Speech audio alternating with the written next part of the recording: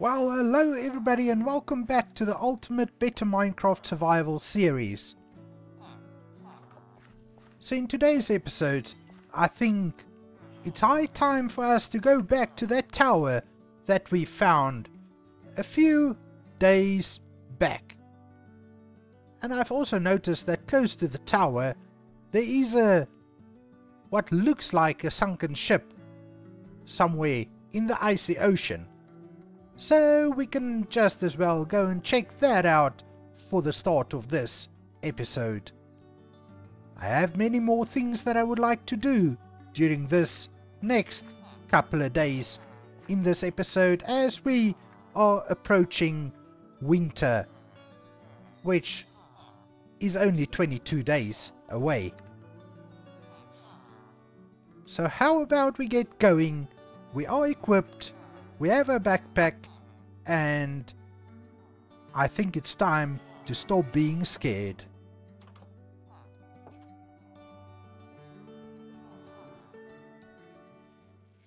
So here we are at this intimidating tower, and if you have a look on the minimap, you will notice that there's quite a few bad guys around, but I think we should approach with caution and use our bow to start taking them out.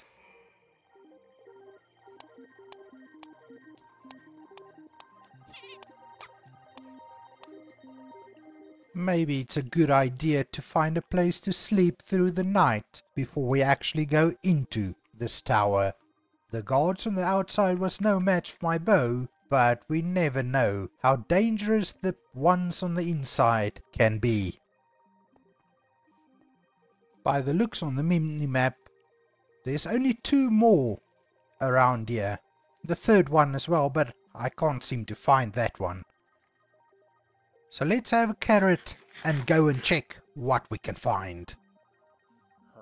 So I don't see anything, but I can definitely hear someone.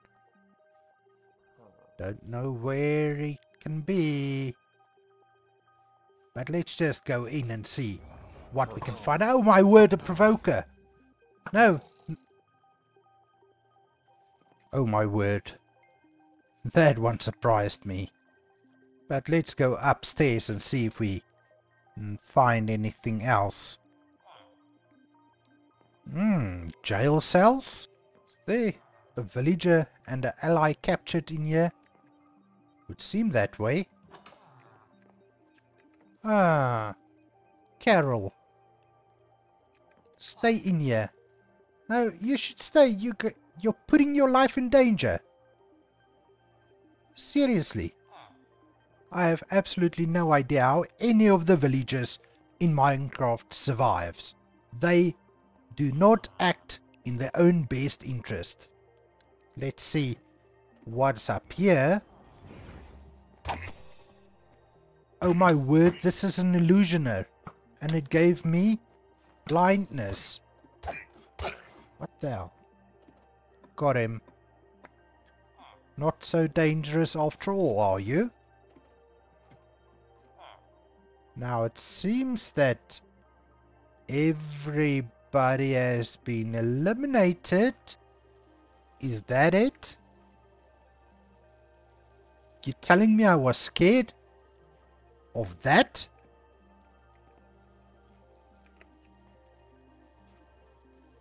I can't believe it, but there's the ship I want to go and explore as well.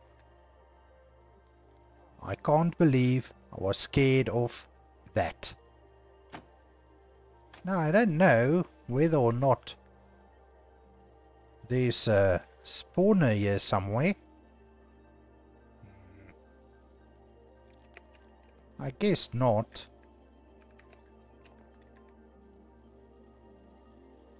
But let's just try and get up here and see what's going on.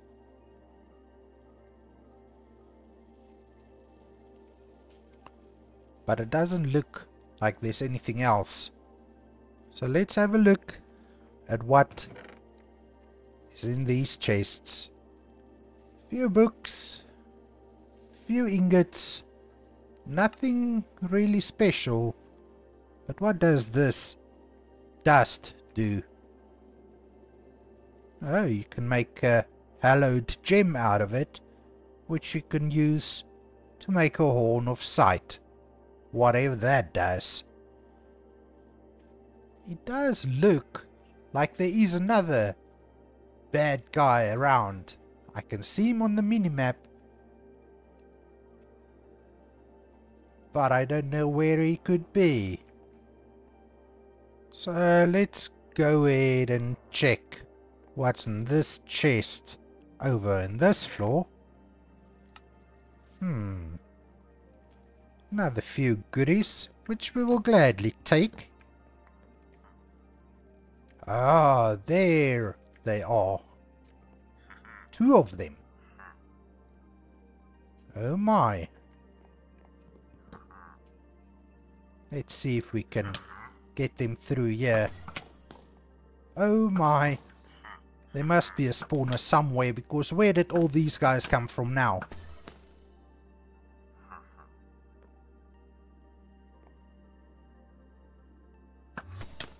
What just happened?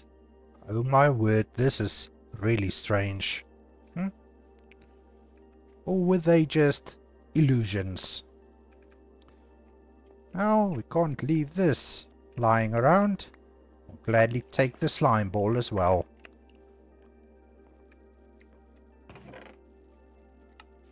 And another few emeralds, which we're definitely not going to leave lying around here in a chest in the middle of nowhere. But let me just sort out some of my inventory. So it does seem like that is all there is to this place. Not dangerous at all. Well, not that dangerous anyway. But let's go check out that sunken ship.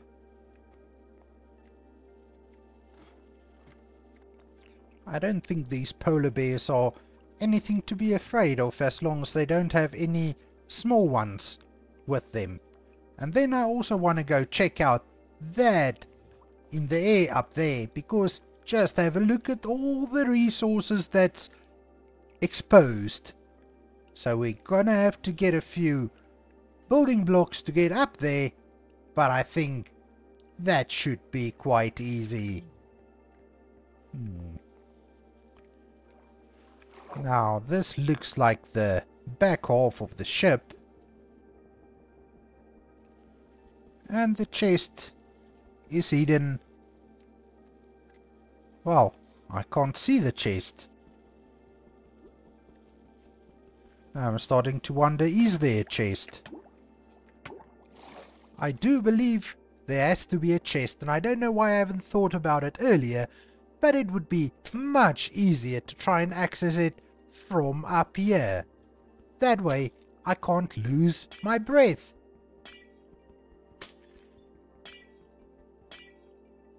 Oh, found it. But I can't seem to open it because there's a block of ice on top of the chest. So let's go in and break the ice. And we've got a diamond and a few emeralds. And we are running out of breath. So we need to get out of here ASAP. Oh, is the rest of the ship down there? Let's just have a quick snooze before we check it out. Now it seems that the captain's cabin is down this side. Ah, the treasure chest with the treasure map, which we will gladly investigate. But I better remember to have a golden carrot, because otherwise I might just die down here in the ship. Now I believe the supply chest has to be down here. So let's see if we can find it, and what goodies will it hold for us. Nothing special.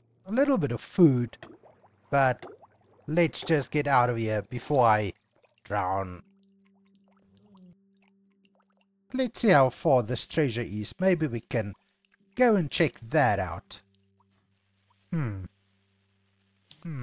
So I need to go east.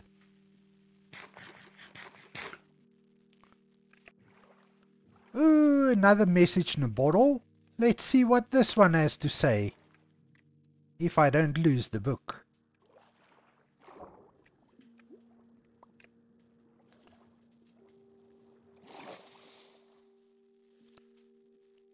Let's see.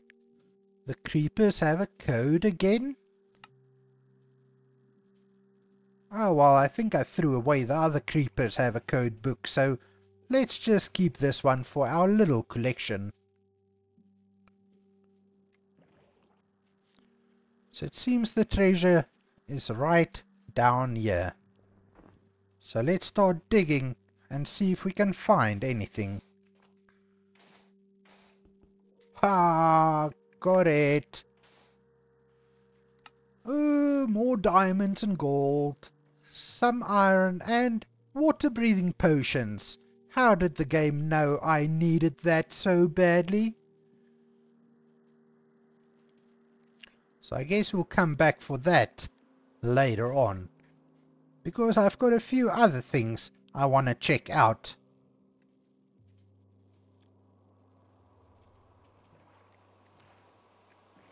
Another message in a bottle. Really, these things are littered all over this world. It is better to sail the seventh sea than to get STDs. Culp and Joe. Well, yes. What's going on there?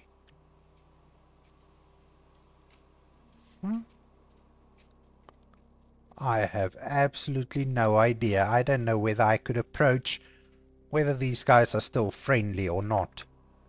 But let's get closer and see. Let's just be ready to make a run for it. They seem friendly enough.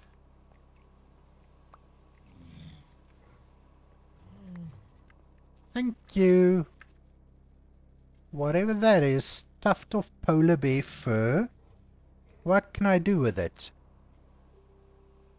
Ooh, I can make clothes? Well, thank you, kind sir. I appreciate it. Can I have another one? Thank you. I will leave you to it now. Because I want to get up there.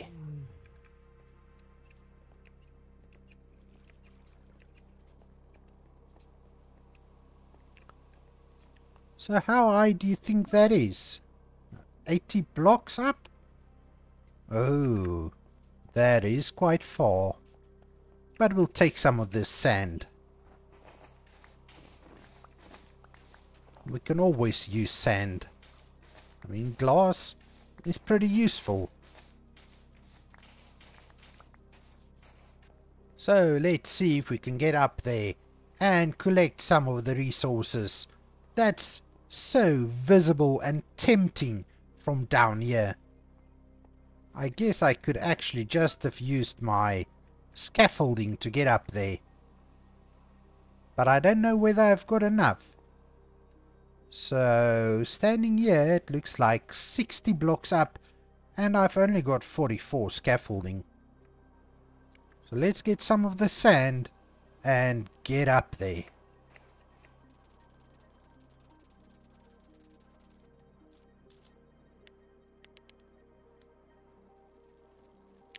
Maybe use some of these moss blocks to make a path over.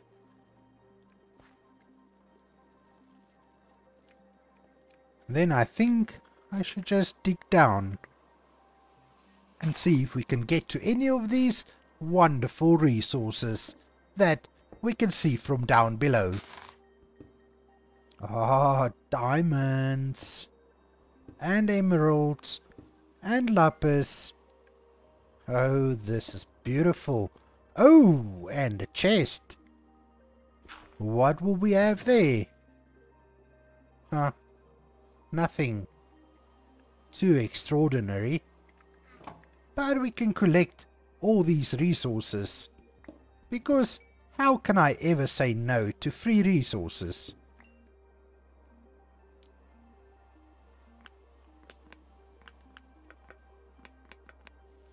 Oh, I'm gonna have to go back down to collect these resources because they seem to be falling and falling and falling all the way to the ground. Ooh, another diamond.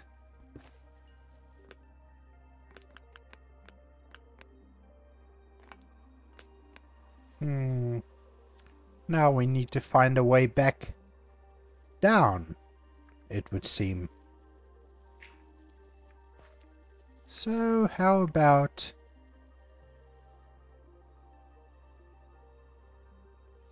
you need to go back up before we can come back down, but there's another emerald that we could just release. Ah, here we go. Here's our little way down. I just would like to collect all my sand because, you know, we're going to need it to make some glass back at base. And let's not forget this emerald.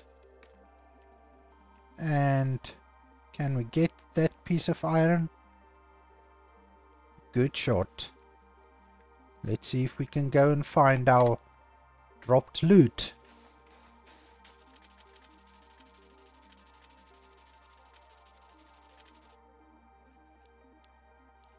Let's just see. 7 diamonds. I think this has been a very good trip for us. So while the sun is going down, I think it's time for us to head back home, just to go and store all this good loot, and maybe make our backpacks a little bit bigger, because I think we've got enough diamonds for that now. Ah, being back home. Let's see what we can do with our few diamonds that we've got. How many do we have in here? 12. That's going to be very good because I'm thinking I must upgrade the storage terminal to a crafting terminal. That means I need 4 diamonds and 4 crafting tables. So let's see if we can do that quickly. So we take this crafting terminal or storage terminal and we make 4 crafting tables, and we can simply do this. Now what this is going to allow us is to actually craft directly from the storage terminal. Could we maybe upgrade both our backpacks? We've got the diamonds and we've got the emeralds, so let's see if we can do that. If we use our golden backpack and we put it in the crafting table like so, we get a bejeweled backpack, which is a lot bigger than our gold backpack used to be. So let's upgrade the other one as well. And I think that is a good use of the diamonds that we've gathered. Just look how much bigger the backpack is now.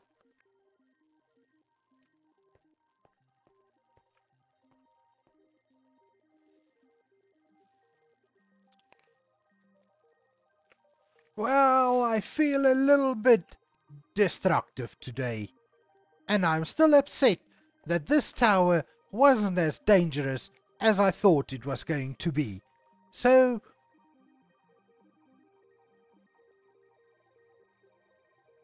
what I think is I'm going to completely destroy this tower out of this world. Because I need the resources and I'm still upset. So, let me get up there to the roof and get rid of this tower.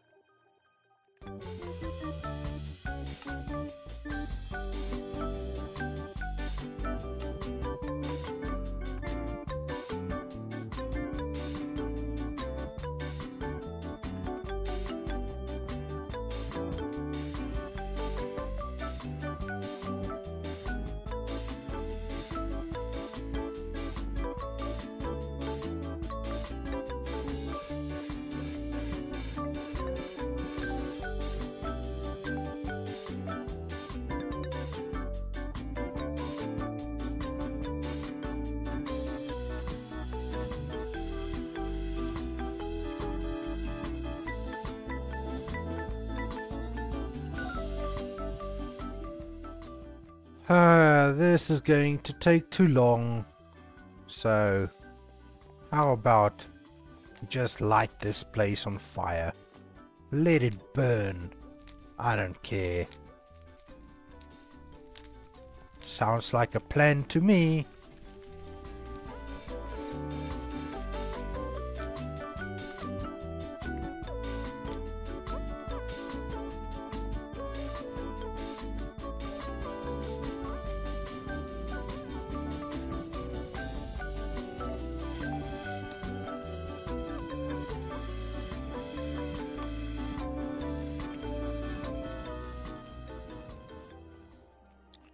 And just look at all the ash we would be able to collect. And I do so want to use ash bricks to build something nice. I think I feel a little bit better.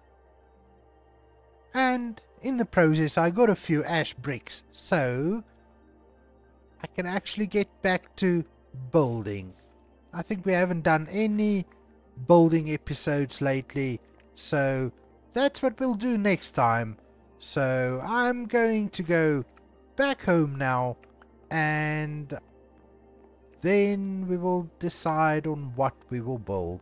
So guys, if you enjoyed this episode, I really do appreciate that you've watched it with me, and if you did like it, leave a like, and if you would like to stay up to date with future content, please remember to hit that subscribe button. I will see you next time, and then I think we will build something. Thank you for watching. See you next time. Goodbye.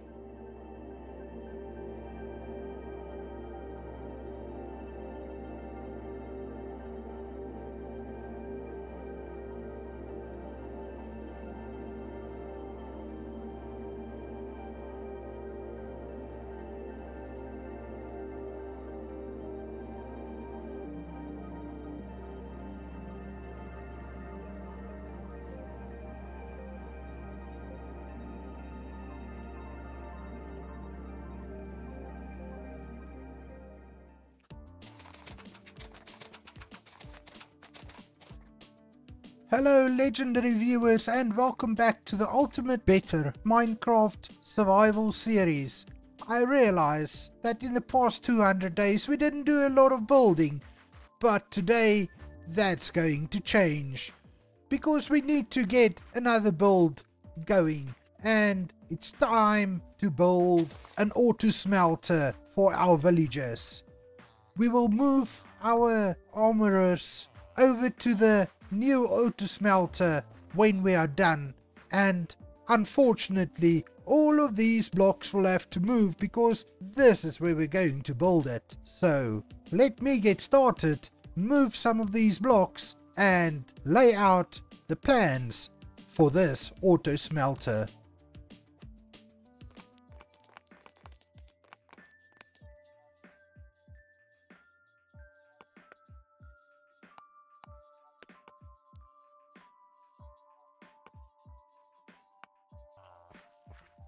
So I think a good spot for us to build this new building of ours will be right about here.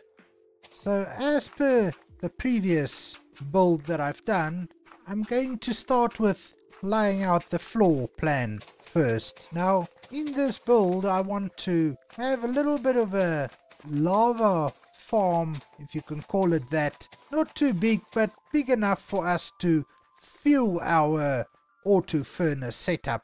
So I think something like this will be probably good enough. 9 by 7, I think that's something we would be able to work with. Now for the floor, since we are going to be working with lava, we're going to have to make sure that we can't set anything on fire.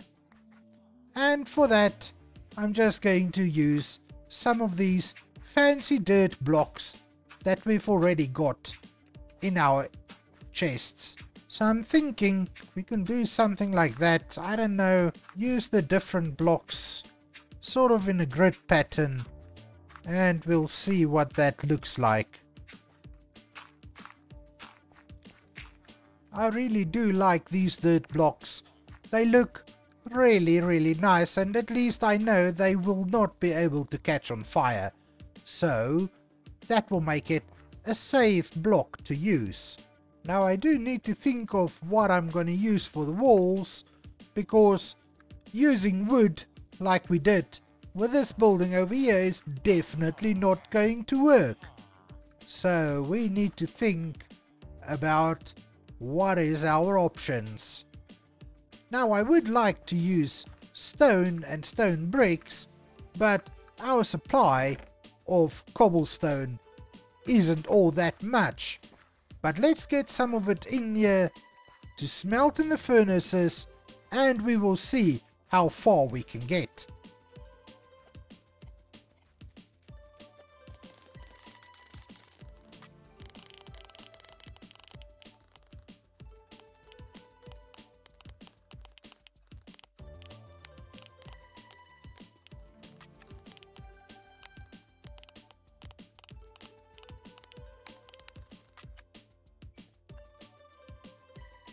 So this is starting to look like something that can work for us. But now I have collected a little bit of stone, so let's see what we can make with that. How about we use some stone brick walls to fill in? I think that can work perfectly.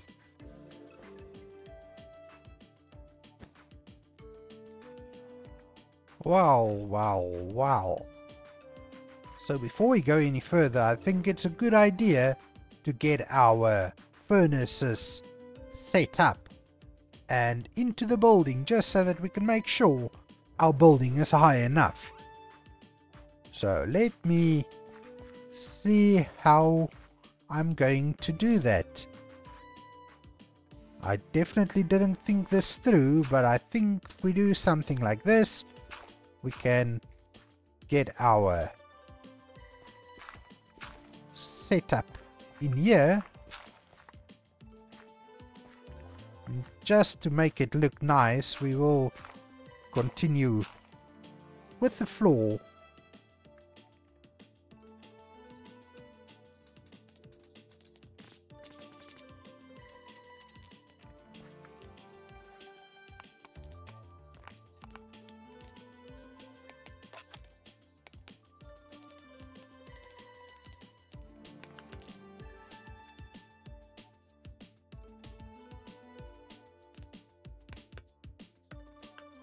So we've got the furnaces, we've got the hoppers taking the output into chests.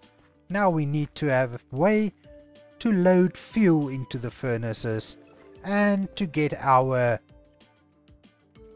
raw materials in there. So for the fuel should be going into the back, and the raw materials can come in from the top. I believe that is the way furnaces work.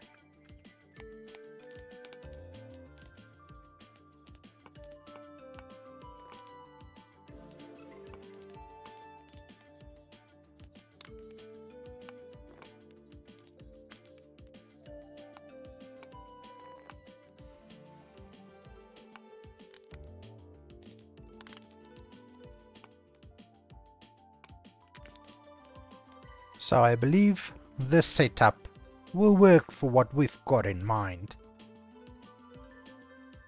We can test it.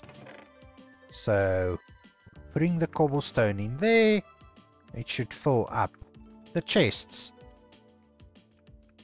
And if we don't have any more cobblestone, that's sad.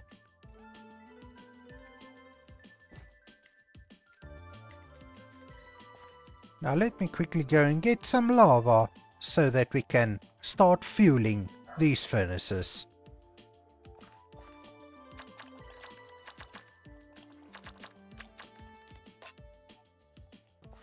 And that's working perfectly. Now we can start tidying up.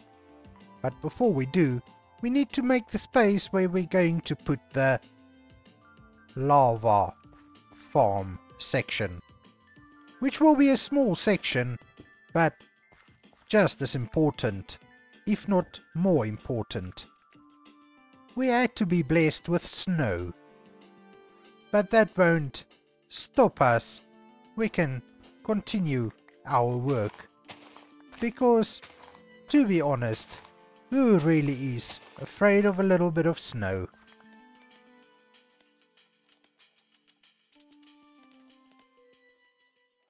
And then we run into a different kind of problem. Since we don't have any cobblestone left, we're going to have to make a plan to go and find some. Unless... wow, we can't even take any out of the furnaces. Well, let's take the little bit of cobble that is in there. How are we going to do this?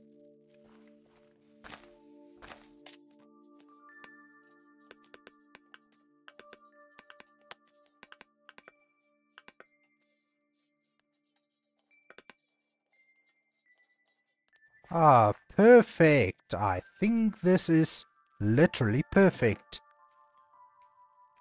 Now we can just fill in these walls a little bit, like so.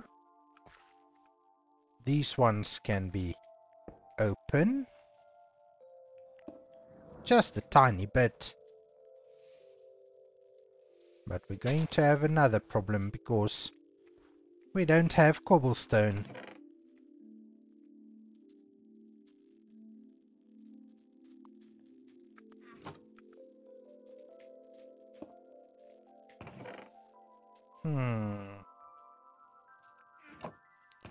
Maybe we can just use a little bit of this cobbled scales just to get this part filled in so that we can get ready to place windows in this little area. I don't know whether the windows will connect, but we are just going to have to wait and find out. The next thing I would like to get done is to add this little section here where we are going to have the lava.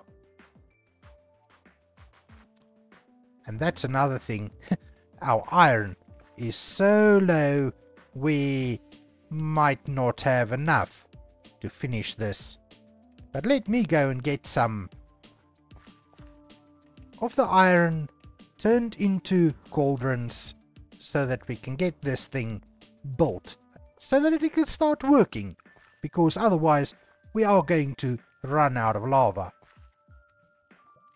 As you can see, our lava lake is getting drained, so that's one of the reasons why I need to get an automated renewable lava source set up. So I've got the materials. Let me go and see if I can install it, and then we will have to see whether it works. So the way I think this has to work, we put the cauldrons down here, We get the dripstone blocks up there, and we place the dripstone like so. Then, if we place the lava up there, it should start dripping into the cauldrons and eventually with time fill them up. So let's see if we can find some glass before this gets filled up with water so that we can get this thing working. Do I still have any glass? Who knows? Unfortunately, it doesn't seem that way. Now, where could I have put the glass? No glass? Oh my, that seems to be another problem that we're gonna have to deal with.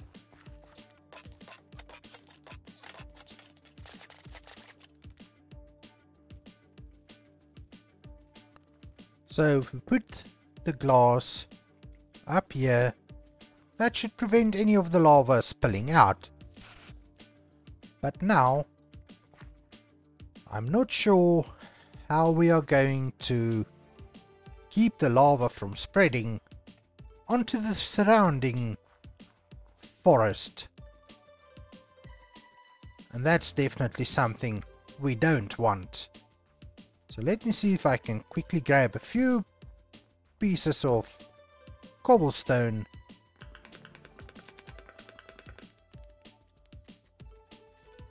Just to be able to cover up the lava. Then we can just take a bucket of lava or 3 and we can go up and get the lava in there. 1, 2 and 3. And then before something bad happens, let's just cover up the lava, because otherwise it could have disastrous consequences. Now, I don't know if this is going to be enough to prevent the fire from spreading, but let's hope for the best. And as you can see, now lava is slowly dripping into the cauldrons, and eventually they should fill up. So just before the sun totally disappears on us, I want to go and get a few ash piles to put in these furnaces, because I really want to start building with ash blocks. The roof of this building is going to be built with ash bricks, but before we can do that, we need to get some ash smelted up. So let me go and get those, and then it will probably be time to take a nap. Get some lava buckets back into the fuel chest and get some ash into the smeltables, and there you go. Now, before we can go on to the next part of the building, I need to get a tiny little bit more of cobblestone. But I think since we've got this vein mining on our pickaxe, that should be quite easy. Almost 2 stacks. I think that will do for now. Now, since our furnace setup is right here, I'm going to put another section in on this wall. But before we do that, I am thinking let's just quickly fill in this area, which I ultimately didn't need to open up. So boom, boom, the same on this side, boom, boom, and that looks better now. Next up,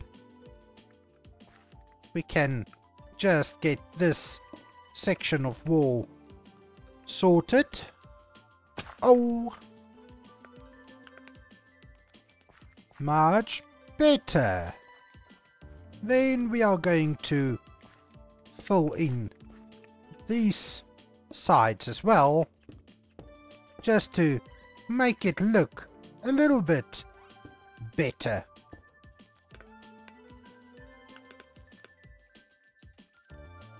Now we can fill in this area with walls, but these areas are going to be windows.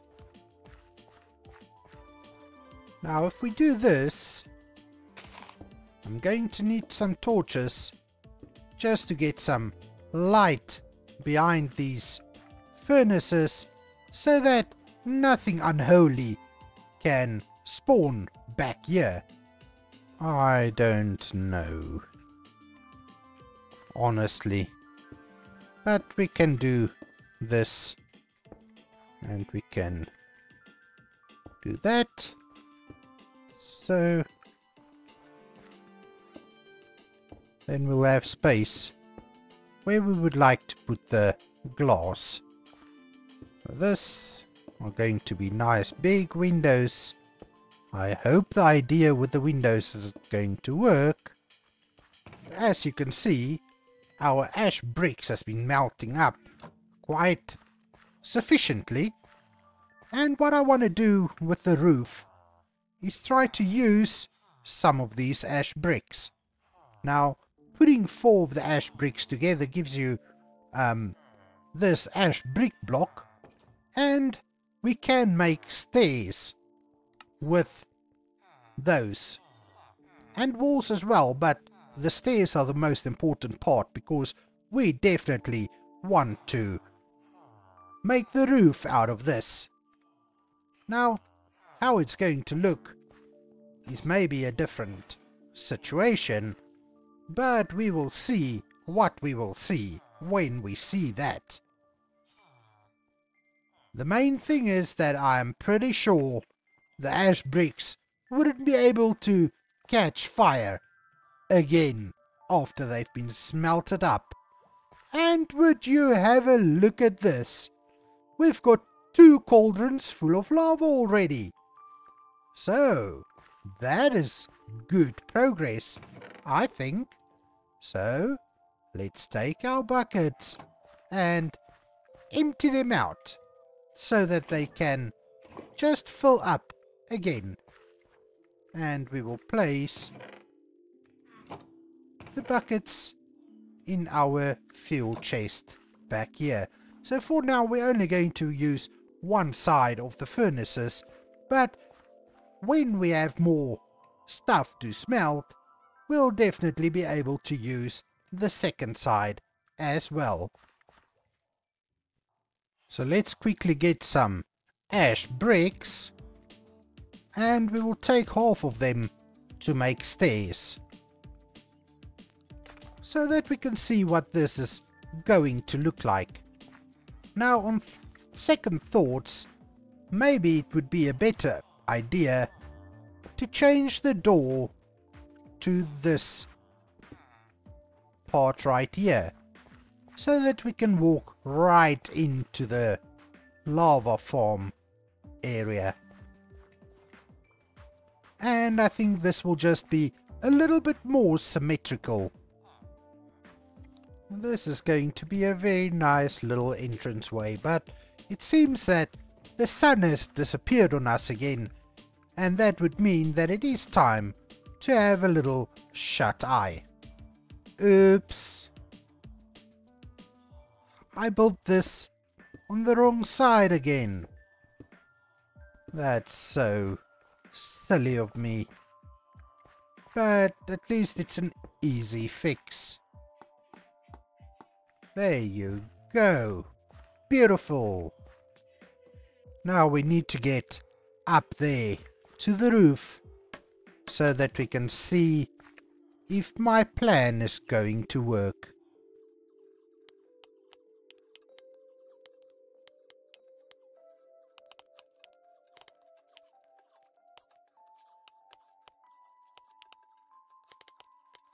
Let's see how that looks. I think I can work with that. But maybe just do a little bit of this to shape it up a little bit.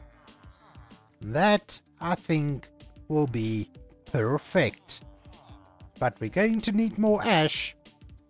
And let's see how this looks from a distance. I think I can live with that.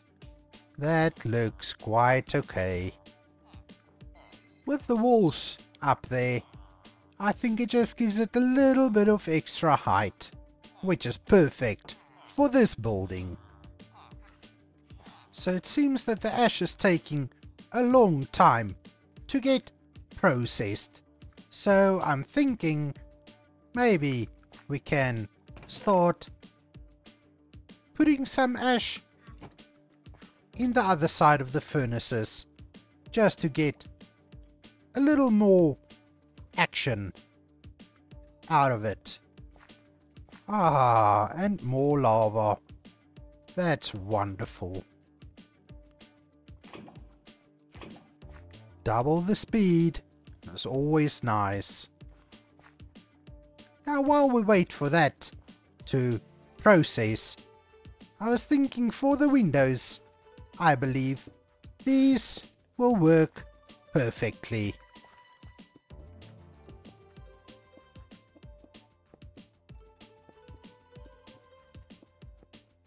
I think that's looking very impressive. And with the windows having the bars, you can still see outside pretty well. So no problems there.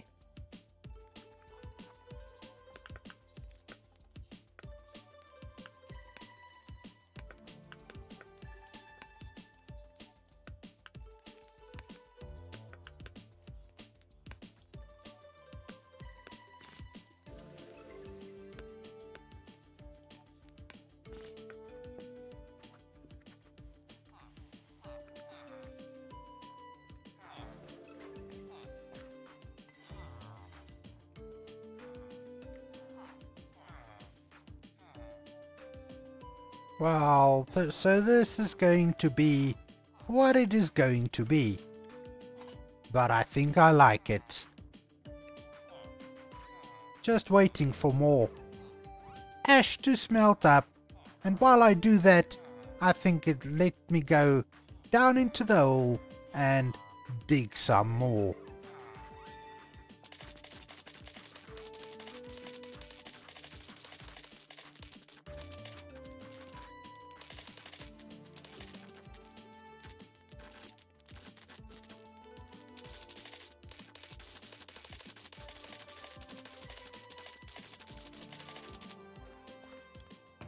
So it seems that the ash bricks has been smelting along nicely. So we can make some more progress on the roof up there. But first I did get some torches from my backpack, and I would like to just light this up so that we can close off this area in here. Now I am thinking we can just use some of these dirt bricks to just close that off a little bit, and then we can use the walls right here. Now I think this will be fine, because we will close up that area up there in a different way, which I'm still thinking of. But we need to be able to access these chests, because that is the storage for our fuel. But now that we've got the ash bricks, we can just use them to make a stack of ash bricks, and maybe a little bit more.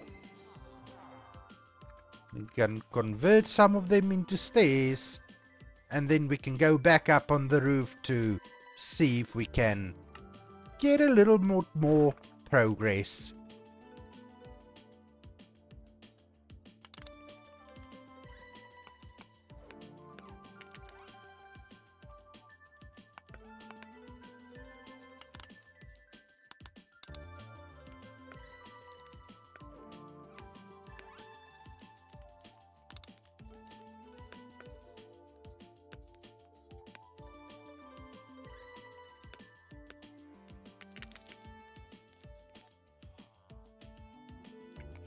So one of my main concerns is that we simply are not going to have enough of these ash bricks. Now they are really easy to come by, but they are a little bit of a pain to get as well. So we're going to have to see how far we can get, and then eventually we will need to go and collect some more.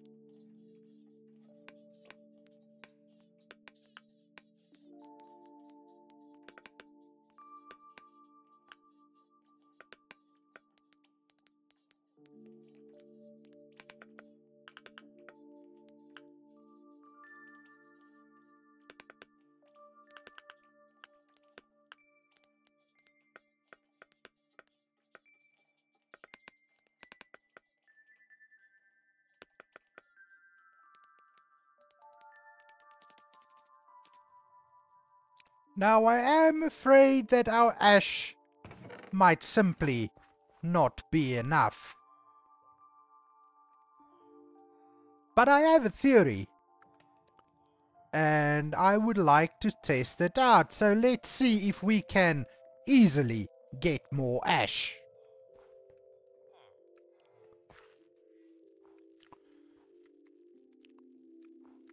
So the theory is that if we do this, we plant a few trees and just bone meal them.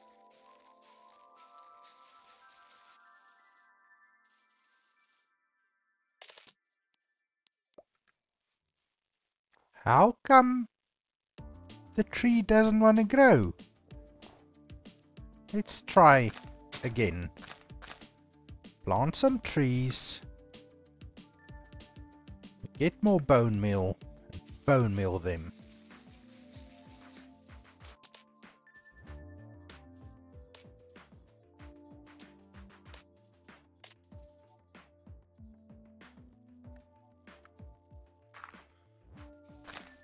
Then, if we put a lava bucket very close to the trees, the lava should set the trees on fire, and that should work for burning down the trees and getting some ash.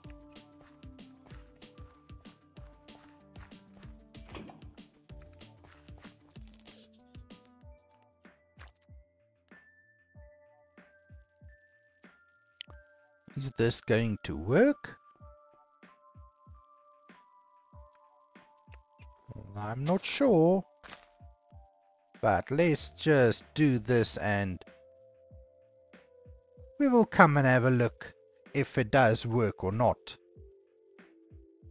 Hopefully it does. It should by all means set the trees on fire. Am I seeing flames? No, nothing yet.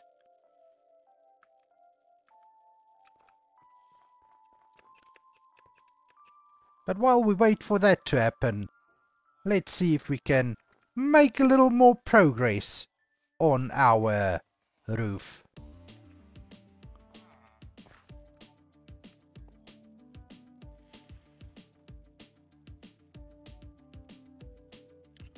And to be honest, I think we are going to be short, but not that short. And it doesn't look like the trees want to go up in flames. But that's alright. I've got another solution. If the lava doesn't want to play along, I did make a new flint and steel. And oh no, there's flames, people, there's flames, the trees are burning. And can you see, there's a pile of ash already. This might just work out fine.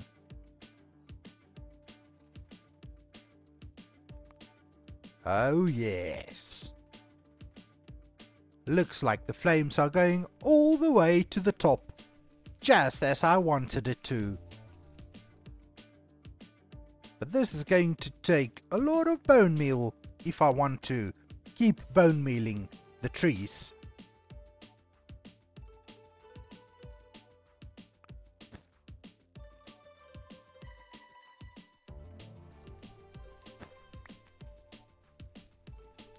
Oh, what a beautiful sight.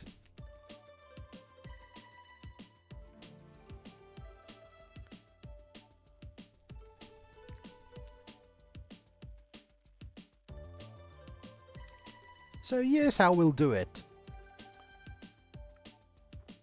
We'll take away the lava and then plant a few trees. Then as soon as the trees grow up, we will just come and place down some lava. And when all of that is done, we can just come and collect the ash that has fallen. Now these logs that's not burning because they have a little bit of ash on top of them might be a little bit of a problem, but not all that much. We can easily just take them down, replant some trees and get the cycle started again. Now I don't know, it doesn't seem that the saplings are burning, which is a good thing, because that will mean we can plant the trees without removing the lava.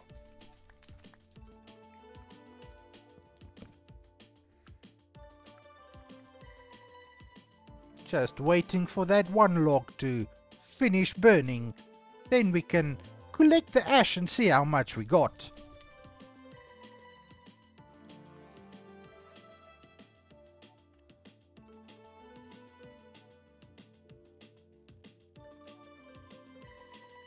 How long does a log take to burn? Seems to be taking a very long time. But in the meantime, just to make sure we don't lose any ash in the lava, let's just collect this lava.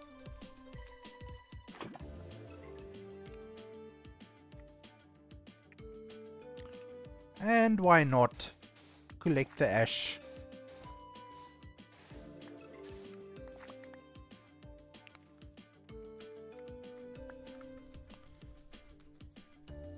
Almost a stack. That's only giving us 16 bricks, which isn't gonna get us very far, to be honest.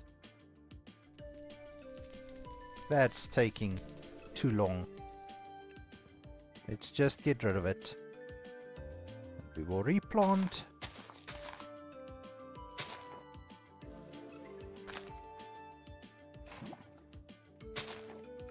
And let's go on with building while we wait for the trees to grow and burn. Because if not, why not? No, I'm not patient like that. I'm really tired of waiting, so let's set fire to the forest and just try and manage it so that we don't burn down our village.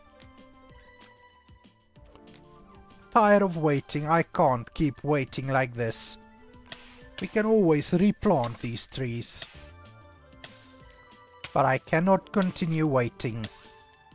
Ah, forest fire.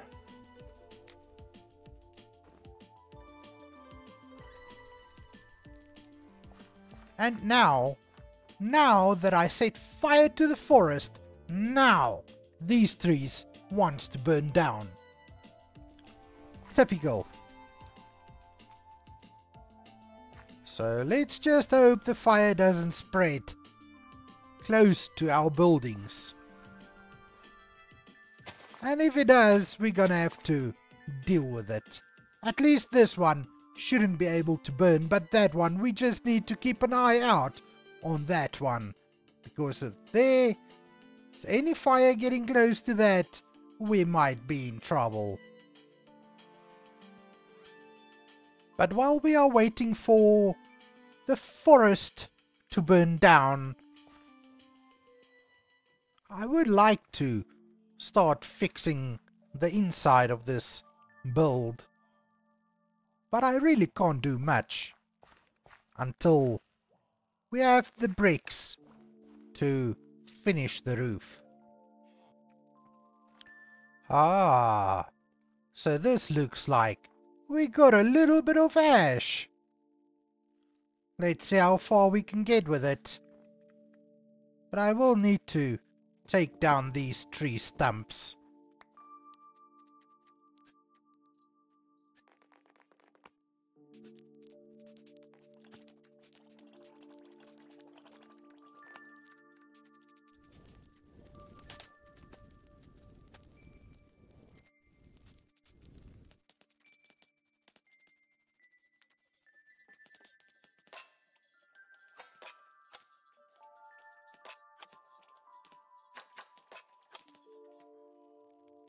So by my calculations, I need about half a stack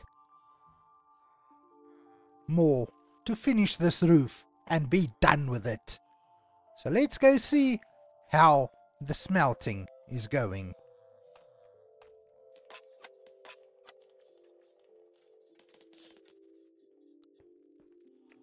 Is this it? Are we finally done with this roof? I believe so. Definitely not my favorite roof that I've ever built, but done is done. I'm so over this. Using ash bricks was definitely one of the less popular choices I've ever made.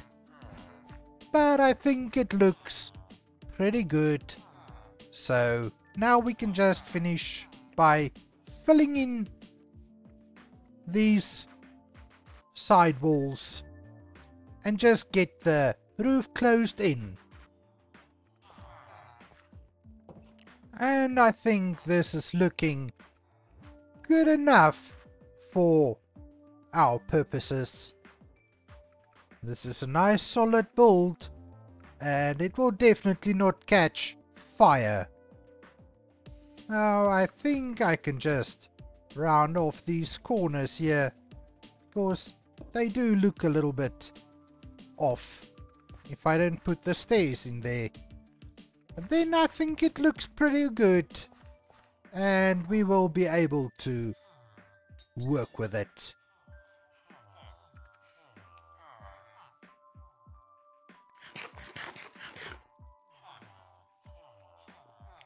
Now before we go and decorate this place, I feel the need to go and explore a little bit further because this build has taken a lot out of me and I really feel the need to explore just a tiny little bit. So as we are standing in front of this building, I would like to thank all of you for watching this little build project. Thank you for sitting through it with me and I hope that you have enjoyed it. If you did, remember to subscribe to the channel for further video updates, and if you feel like it, just hit the like button so that I know somebody at least liked the progress that we've made. So up next we will go and explore a little bit, and then with the exploration I am looking for decorative blocks that we could use to improve the look of our little area. And then after that I think we might just come in and do a little bit of decoration. But thank you for joining me, and I hope to see you again soon, and you should have a lovely day. See you next time.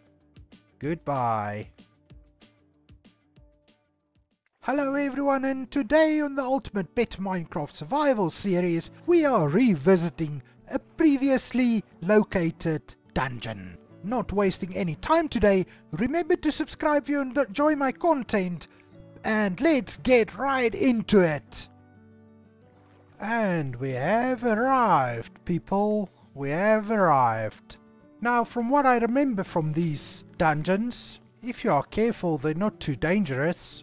The loot isn't super awesome, but there's a lot of it, and a lot of XP to be gained, a lot of kills. So let's not waste any time and get going to get on with it. Now, first of all, I did bring an extra waystone with me so that if the worst should happen, it wouldn't be too difficult to get back here. Now, first of all, I would like to rename this waypoint to Temporary Dungeon so that we know how to get back here. Then I do have some dirt in my inventory to block off passages and try and keep the mobs from getting to me, and then I think let's just get on with it. Right? Yeah, right. Let's go. Let's just change these around, and then we can get on with it. I'll get my torches in my offhand so that we can all see what's going on.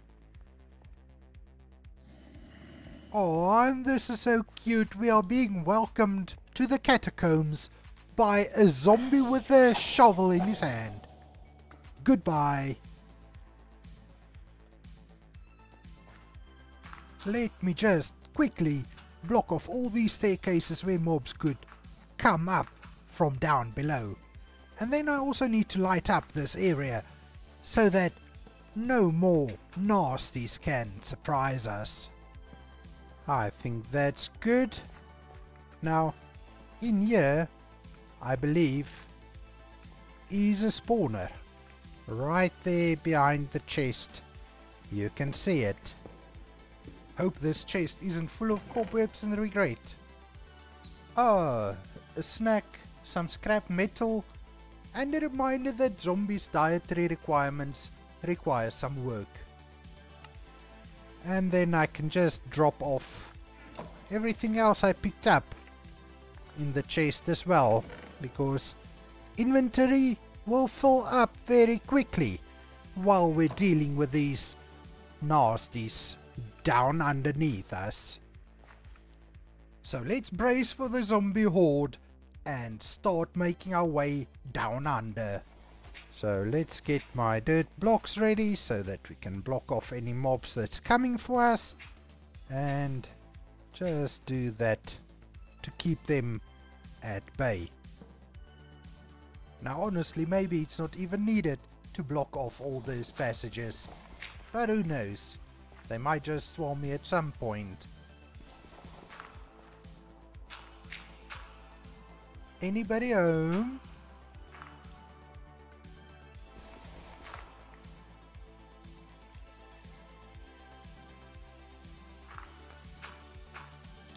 So blocking off all the passages just helps me to remember also where I've been and where I haven't been. I'm wondering if there's any mobs in here. Peaceful so far. I'm prepared for major swarms and absolutely nobody in sight. Well, let's just not get too carried away here.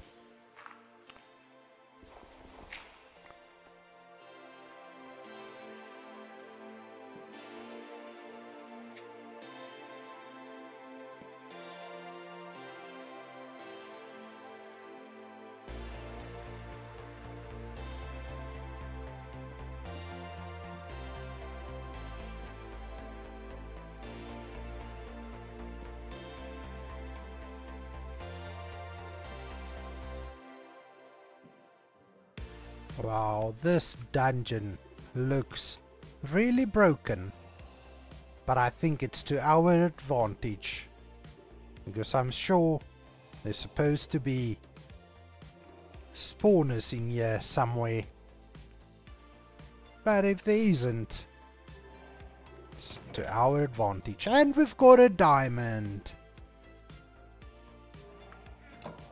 I think I'll just break the chests as I open them, so that we can be sure not to get confused and keep opening the same chests.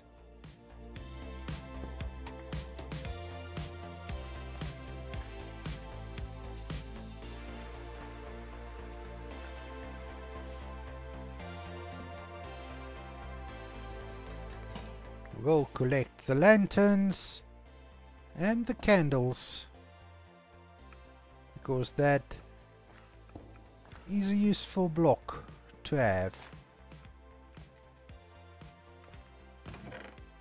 Ooh, a diamond axe! What a pleasure, thank you very much, I'll have that.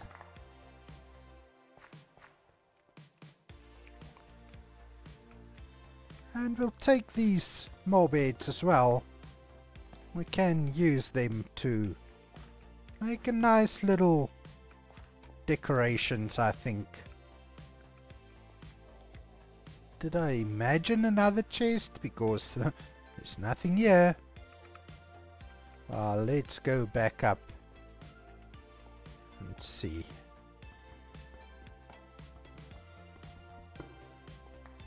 I can see some zombies on the minimap.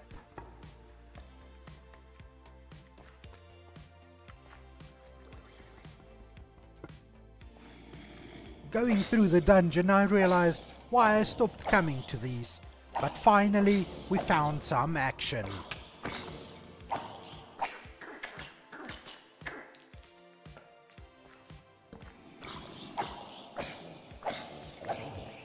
I can see another spawner. That's where all these zombies are coming from.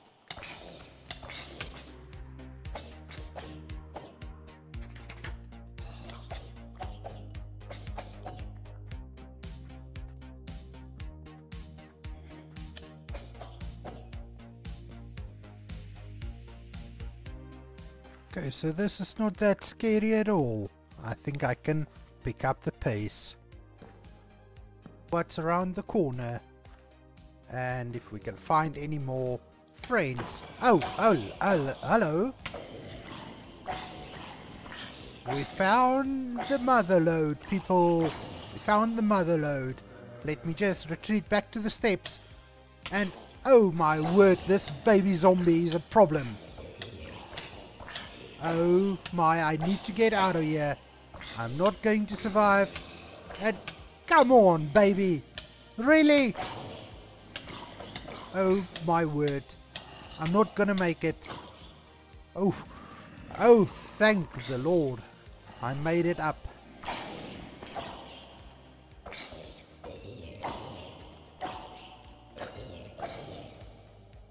Oh my word, and just as I was starting to get more comfortable, this happens. I get swarmed.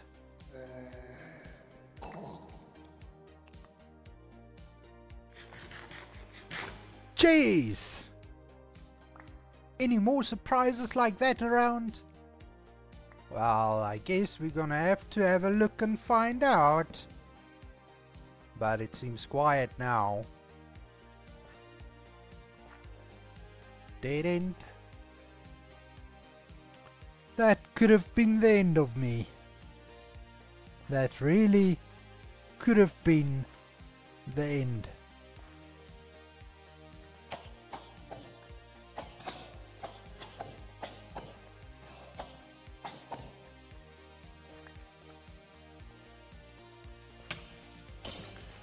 Oh my, that was scary. And now we're getting somewhere. These guys are the ones that I think the loot is down here. And they are so quick.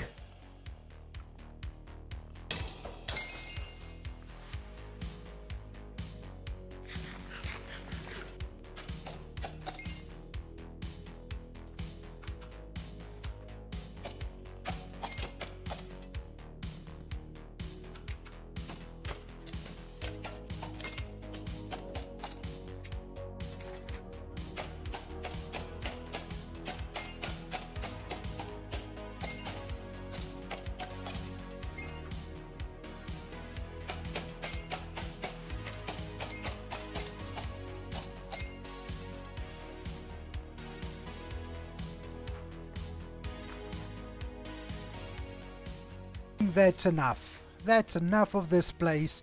The loot is just not worth all the effort. But let's go on. So we've made it out and we've got quite a bit of loot, but nothing too special. Let's have a look quickly. So plenty of iron armor, but really nothing special. A few gold ingots, few iron ingots, but what I really came for was the candles, and I've got quite a bit of candles, which is going to be very nice to decorate our base with. Now before we go home, let's just see if there's anything that pops out on the map. Nothing new, because we've been here before. So I will take my waystone and meet you back at the base. What? A message in a bottle? Let's see what this one says. Give a man a fish and you'll feed him for a day. Kill a man and you'll have one less homeless person begging you for fish. By Fish and Joe. Well, that's true. Not nice, but true nonetheless. Now as I make my way back home, please remember to like this video if you enjoy the content. And don't forget to hit that subscribe button. Doing all those things really does help the channel out, and it motivates me to create more content for your enjoyment. And we're back home, finally. Not too much of a good looting, but we found a few candles and we'll use them to jazz up our base.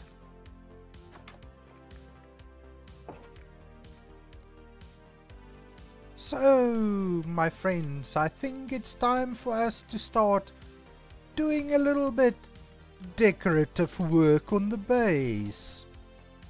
Now, one thing I need is orange dye, because, well, you will see because why I need orange dye when we get to that. But for now, let's just use bone meal and get some flowers, because red and yellow will give us orange, and planting flowers right here does seem to yield yellow flowers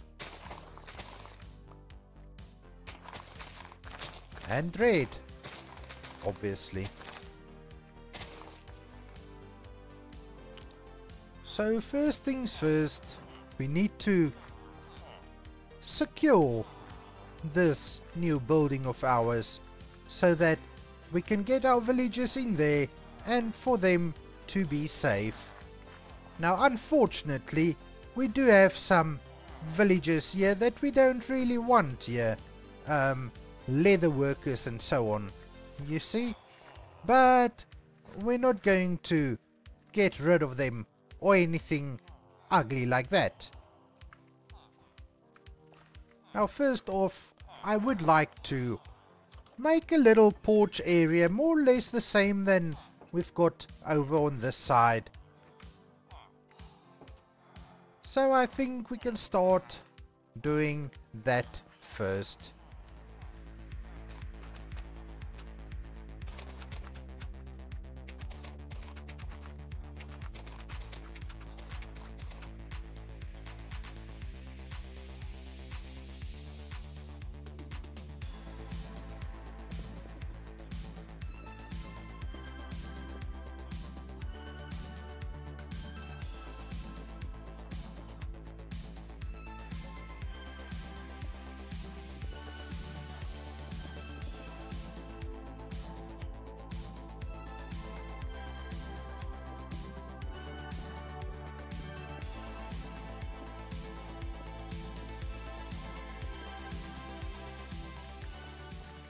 Ah, looking good, looking good.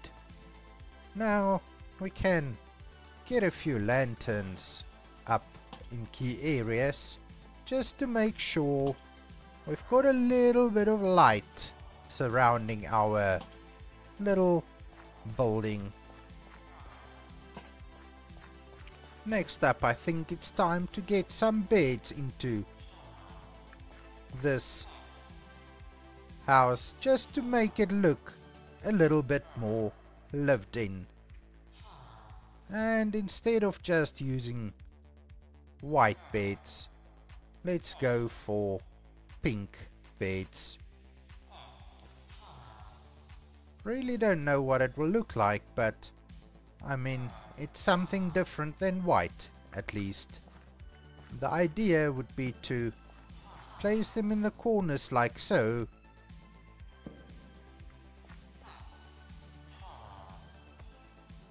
so that it does look a little bit like more of a couch in the corner. Just like so.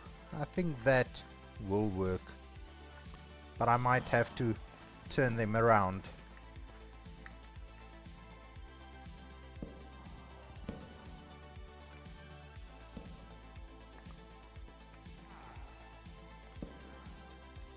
That's better. Just move this out of the way so that we can get a little bit of a fence going to protect our villagers. Perfect. Now we will need a fence gate as well, which I didn't bring, but I mean, we can just sacrifice this short little tree and go and make ourselves a fence gate. Perfect. Villages are secured. We can just add a little bit of torches for now. And that's looking very good. Yeah, I can live with that. Surely I can.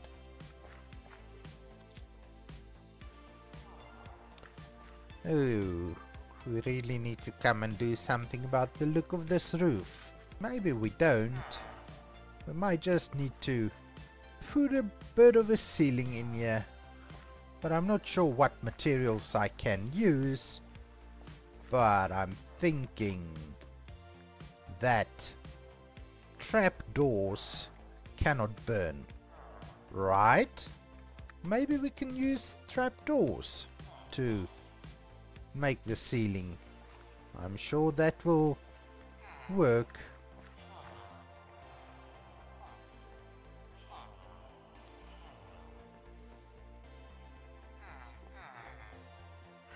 So our weaponsmith and toolsmith is remaining this side, while our armorers will now be located this side with the leather workers.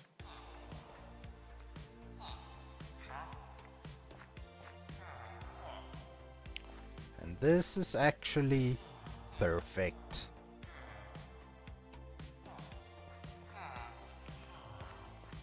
Now, do we have 1, 2, 3, 4, 5? Oh, somebody doesn't have a bed. But that's alright, I don't really care.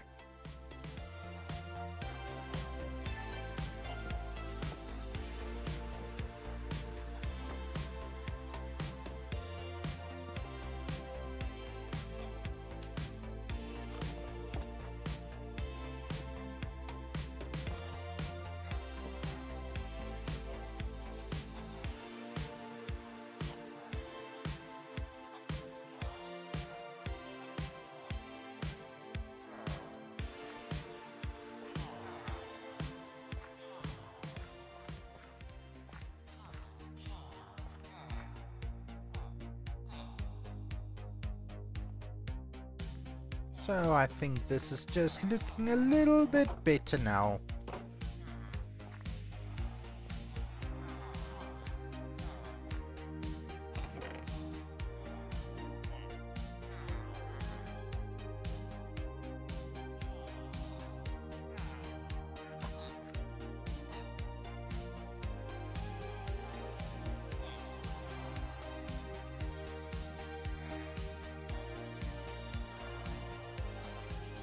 So next up I want to start working on a path that's going to connect all my buildings. Now I'm not sure exactly which direction I want to go with the path, but there will be a path coming. Maybe should it come this side?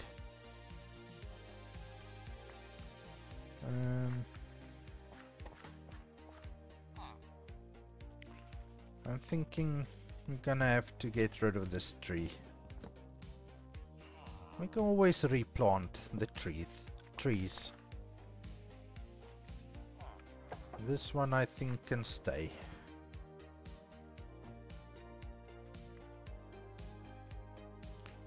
I think all of these fields will have to go as well, because I'm thinking the path needs to come through here and then past this side.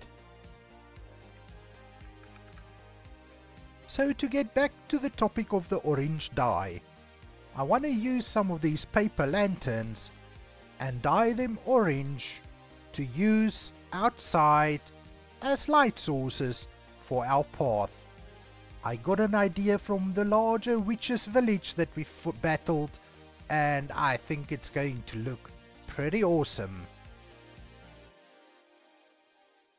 So the path that goes towards our nether portal has been marked out with torches over to this side. So I think we can start our path into our base right from about here. I will start right from this torch, and then we will progress towards that side. Now, for a start, I would like to just make a little bit of a sample path, just so that we can see how everything will look together, and then we can decide whether we're going to keep the path the way that I think it's going to be. So for the most part, the path will be 3 blocks wide.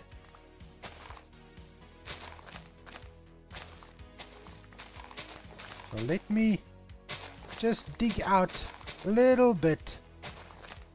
Oh, we've got a friend. who came to visit us. Hello. Hello, dude.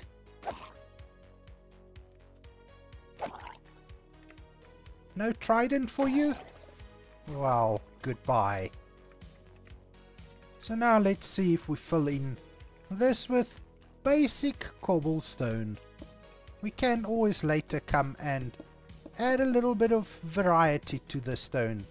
But for the test run, we're just going to do cobblestone, which I don't have a lot of, but it should be enough to just try out what I want to do.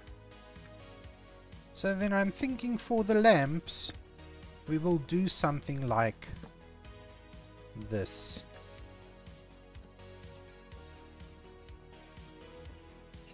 We add our lamp. You see now this is too low. Going to have to go up one more.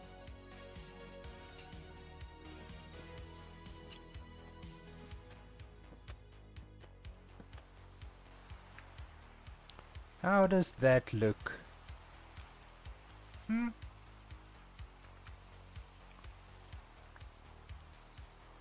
Will it work? I don't think so. Maybe we should go get some proper lanterns and see if that works a little bit better. So how does that look? I think then might be a little high. The lantern is a little small, which would mean maybe let's try a different approach.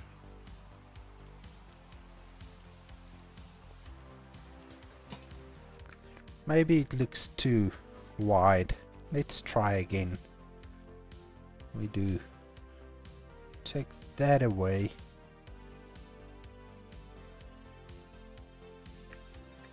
How's that? I think that will work. I think that's going to be perfect.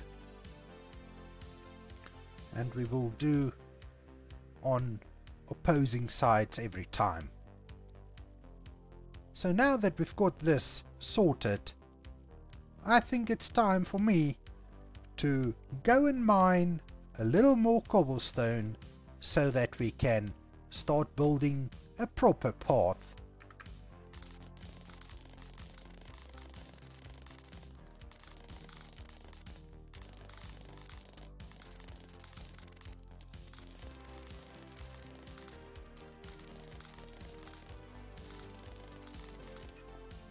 So finally it looks like we got rid of all the dirt, and now I can start getting cobblestone. And cobblestone, using the vein mining on this pickaxe, is just so simple and easy. And just like that, my inventory is overflowing with cobblestone. Well, actually with dirt. But with the vein mining, you're basically mining a stack of cobblestone with one swing of the axe. So let's see how we are going to take this path. So I think we need to go a little bit of a diagonal right here, just so that we can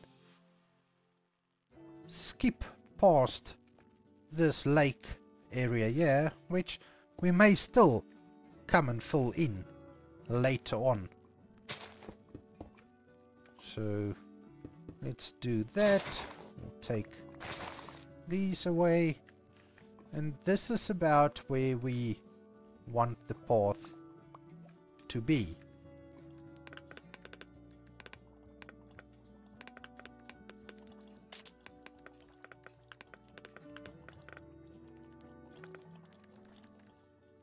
So how's this for the path?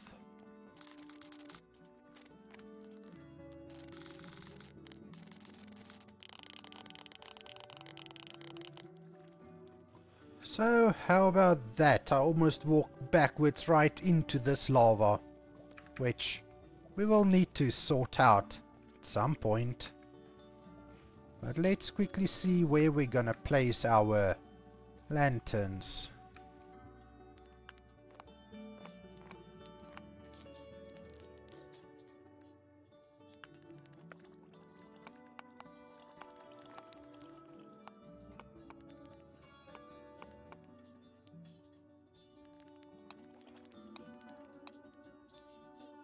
That's it for the lanterns, but I think the path is looking really nice. And it feels like a nice path. We can go and add a little bit of detail to the path. For example, right here we can maybe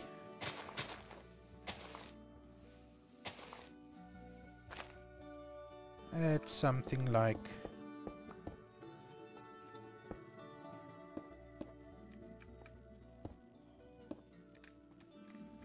that.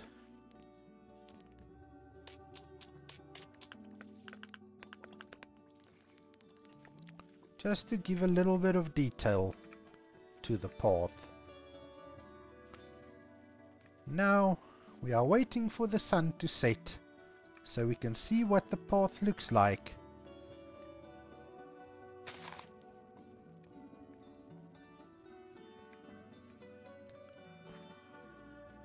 So as darkness falls, our path is looking really like it's coming together. And I would like to beg of you, if you do enjoy my content, please leave a like on this video and do not forget to subscribe.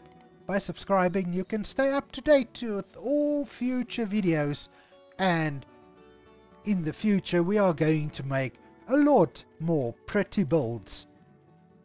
And this path is going to develop into something pretty awesome. So thank you for joining, thank you for watching this video, and I hope to see you again next time. Have a lovely day. Goodbye.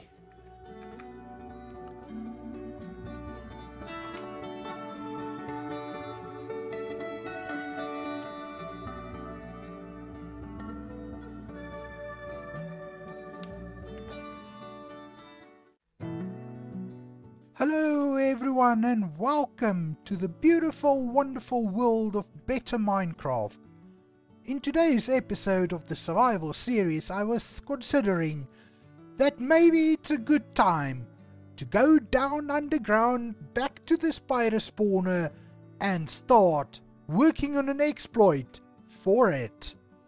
We have Catherine the Fletcher, who is always looking for string, and in exchange she provides us with emeralds, which we will need a lot of. So without further ado, let's see if we can get to that spider spawner and make something beautiful like this.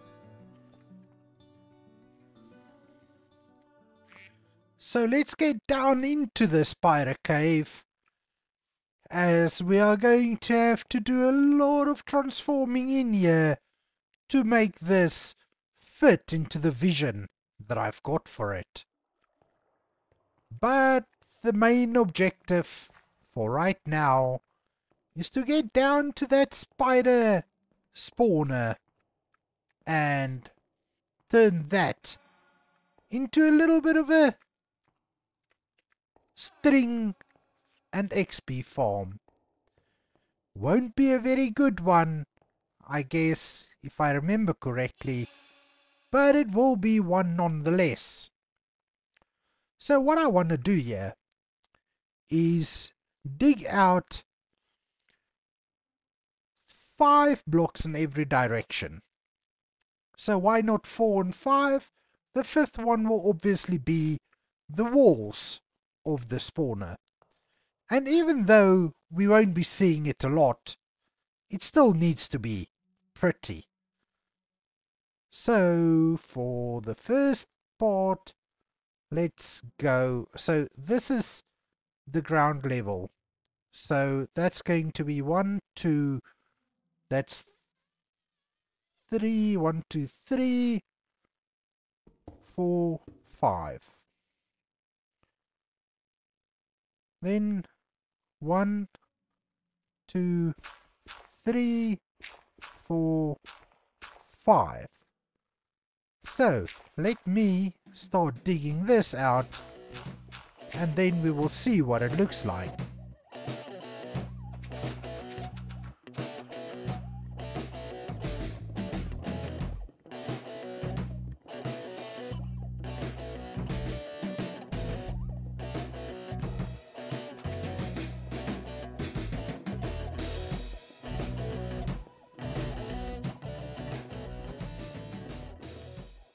So that looks like the first, or the top layer, has been dug out. So let's count 1, 2, 3, 4, 5.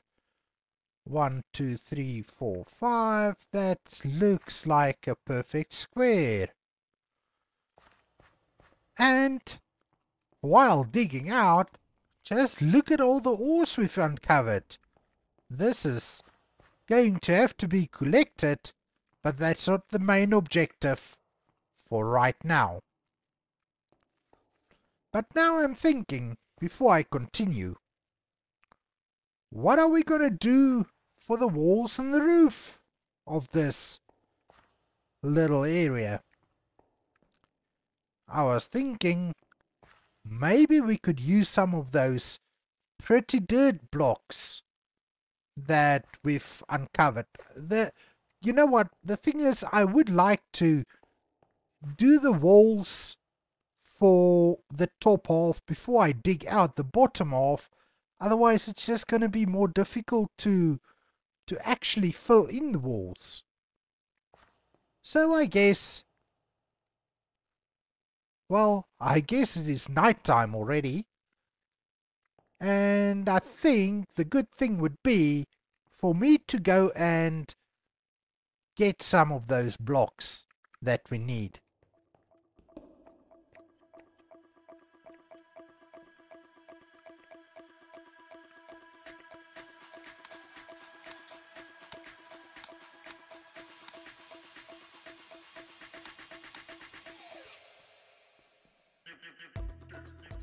So I did come back with quite a variety of different dirt blocks that we can use.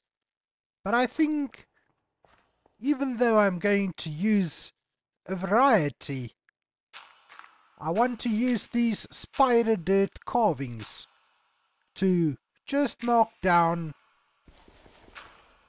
the center row of this whole build in here. So if we do something like this, then we can fill it in randomly with the other dirt blocks, and it will really be kind of like a random block palette. I mean, it is only for spiders after all. Now what I am thinking is that on this side we will have a little killing room, which is where all the spiders are going to be collected to be killed off.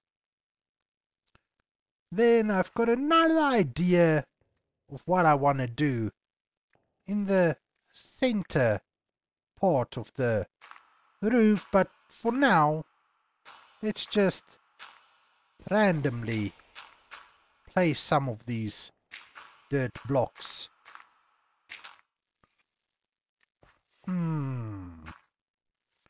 I think this is looking pretty nice for what I've got in mind.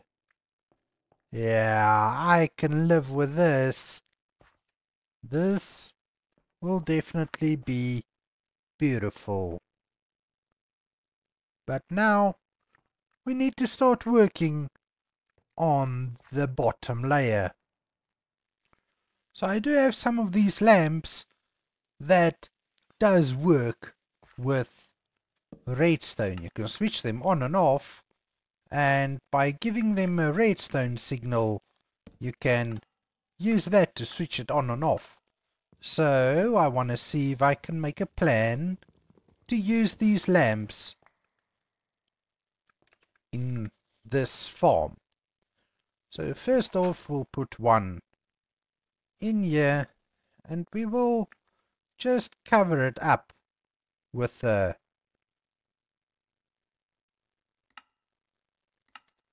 trapdoor, like so.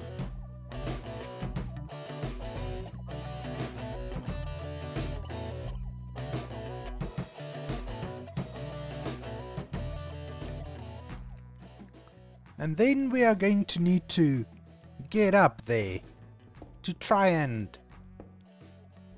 wangle a maneuver to switch the lights on and off.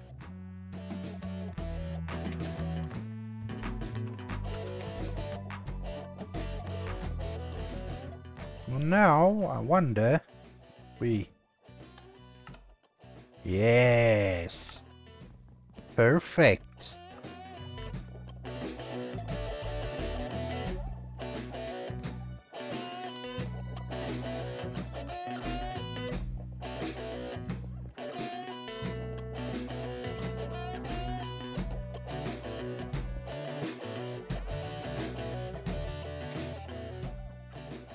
Are they all working? Yeah, they're all working.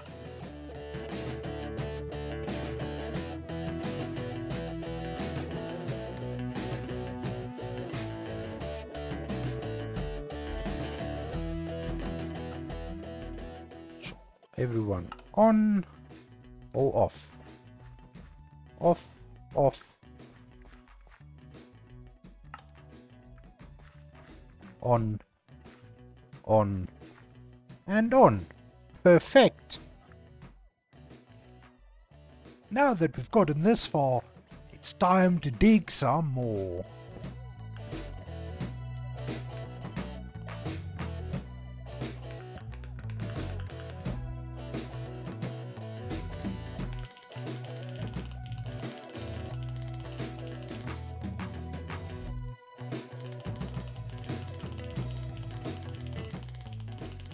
So, bottom half is done.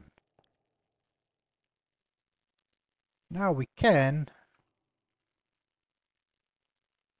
just start doing this. This will be the border just showing us the level that the spawner is on.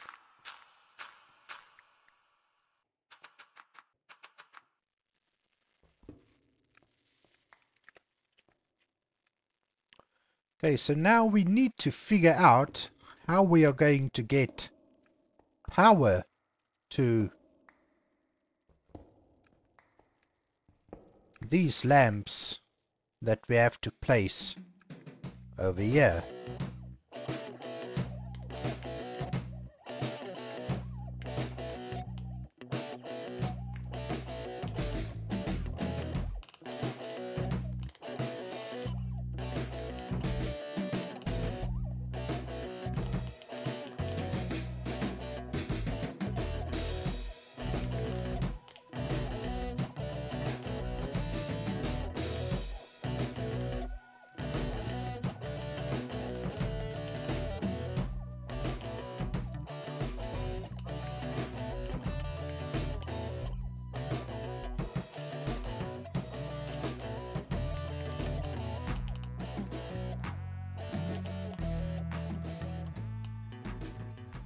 So I've got the redstone figured out for the floor. So, switch it off, everything is off. Switch it on, everything is on. So that's working perfectly. Now we can finish putting in the floor.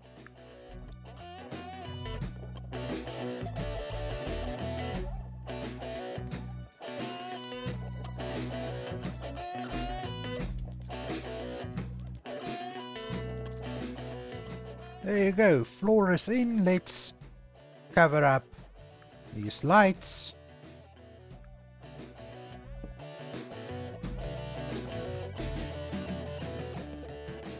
Now we will need to get the walls in.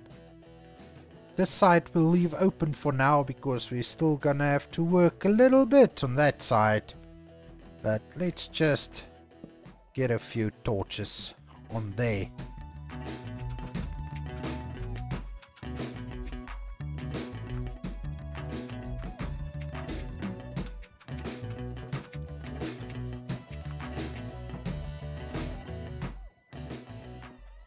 There you go. I think this looks good. Now we can start working on where we're going to kill these little friends of ours.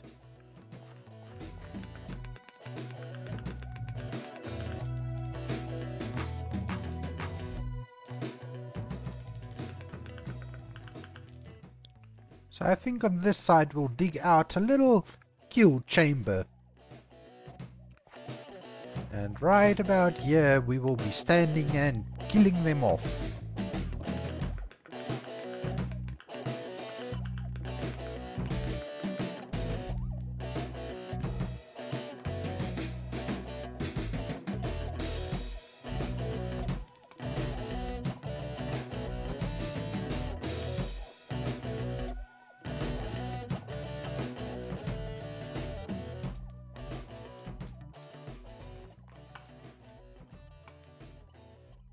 Darkness, my old friend.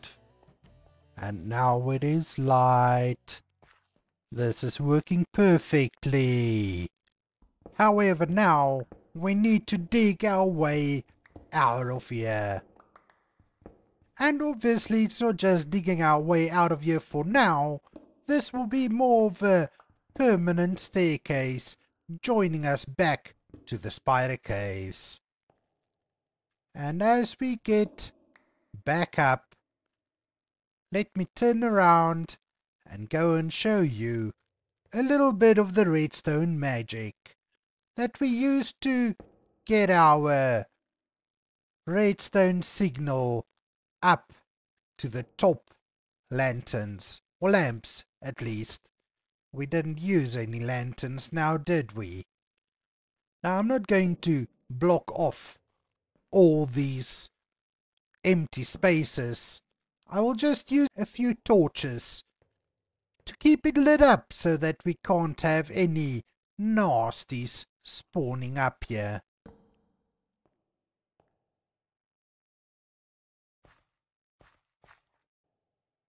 Oh, I do love the way that this is turning out. This is going to be beautiful when it's done. So we need to figure out how we are going to finish this spawner. But for now I think I can remove these torches since we've got enough light in here to keep any spiders from spawning. But as a test, we can now see if this contraption of ours is oh yes, it's working. It's working. Oh my, it's working really well. That was a quick spawn. Really? Oh my. It's definitely working. Let me have a carrot. And then we can see what we can figure out. I think this area is looking almost about big enough, I would think. But now we're going to have to see how are we going to do this.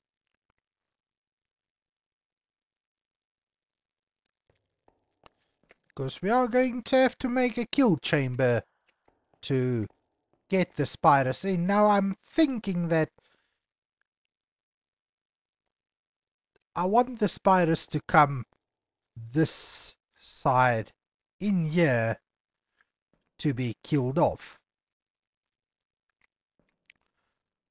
But that might mean we need to go a little lower on the floor over here.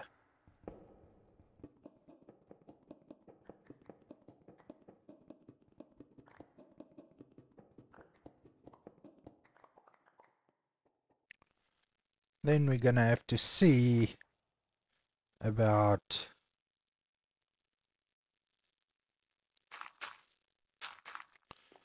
doing something. Yeah.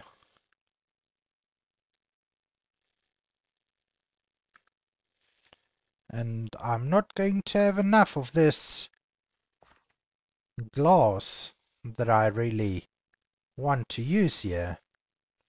But now I think once everything's done on the inside, I wouldn't need to come in here again. So you can just start blocking off like so. And then I don't think we're gonna need too many light sources, and I believe that would be enough light in here.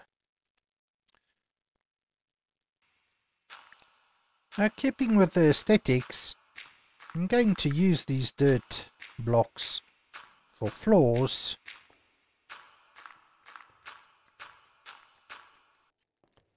We are running a little short on tinted glass, but I know we've got this geode right here at the end of the mine, but I don't know whether I've been close enough to it for the geodes to grow, so that might be a problem. But I guess we can just go and check it out, because if we don't, we will never know. Now, if I can just remember how to get down. Yeah. And oh yes, looks like we've got some that's ready to be harvested.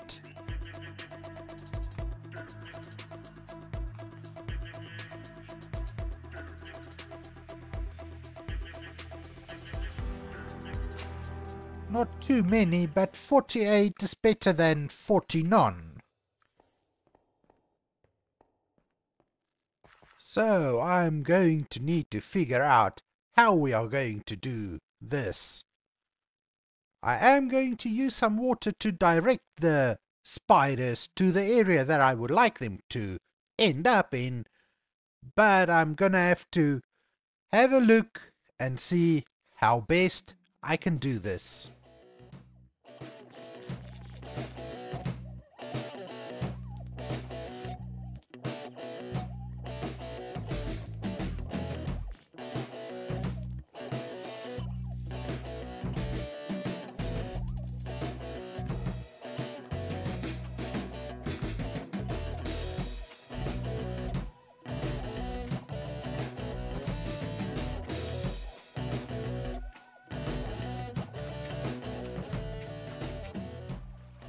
Now that the water is flowing up to the edge, we can fill a little bit of water in this side as well, and that should push the spiders across and around the corner like so.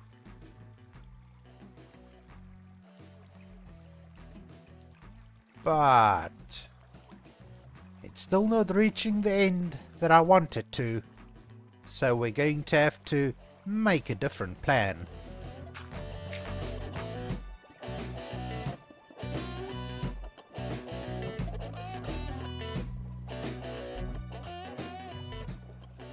So I believe that's going to work, but we can just test it out and see if everything goes to the corner over there. Oh, and it does perfectly.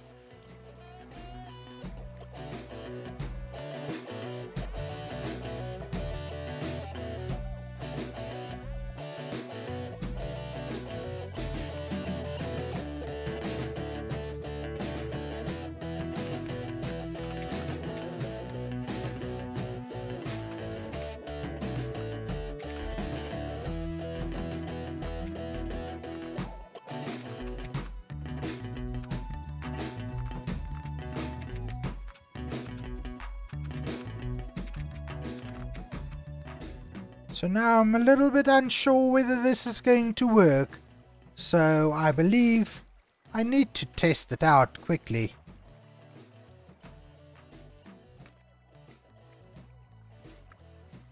Got a spider.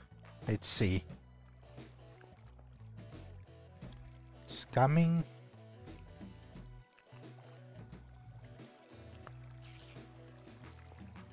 It's trying to come for me, fighting against the water. But eventually, I guess, it will just get in the corner. And I should be able to take it out.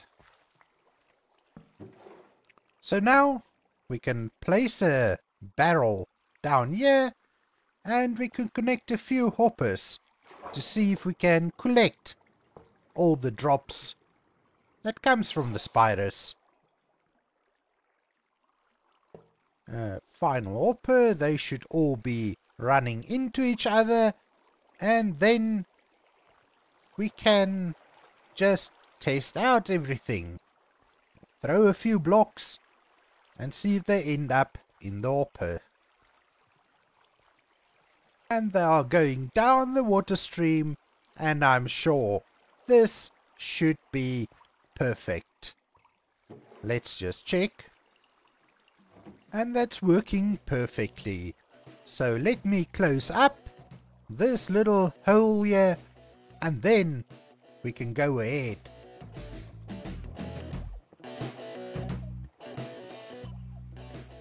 Okay, so let's test this and see how well it works.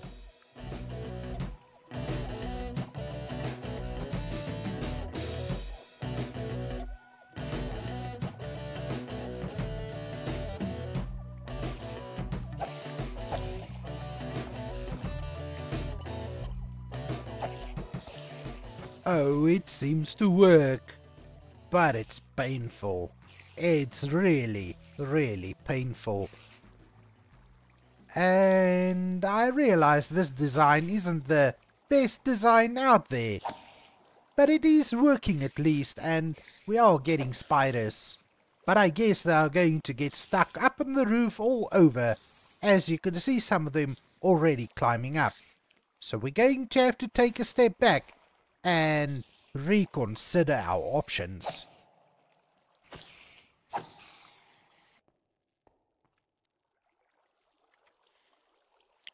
Dealing with these spiders are much more trouble than it's supposed to be.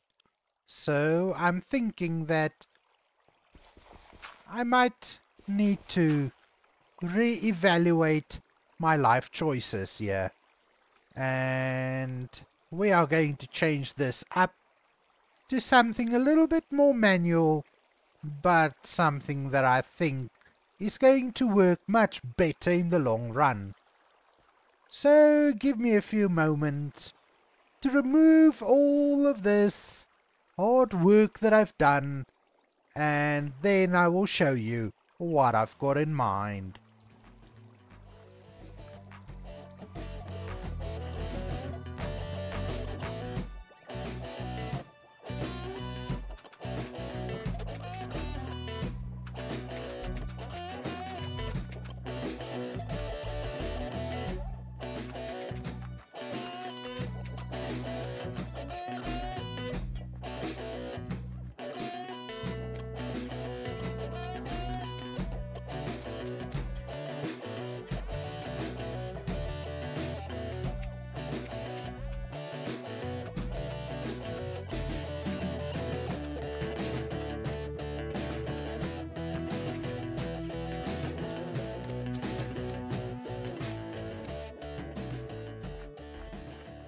So I guess now that I've taken away all the hard work I've done, I've also closed up that part at the top there. And now we can start working on how we are going to effectively do this in more of a manual sort of way.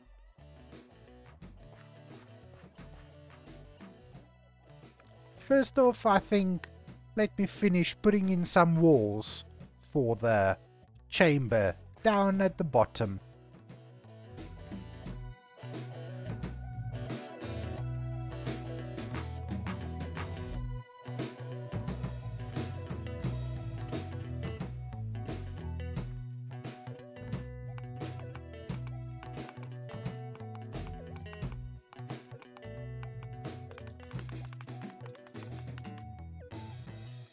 Walls and the floor. Perfect.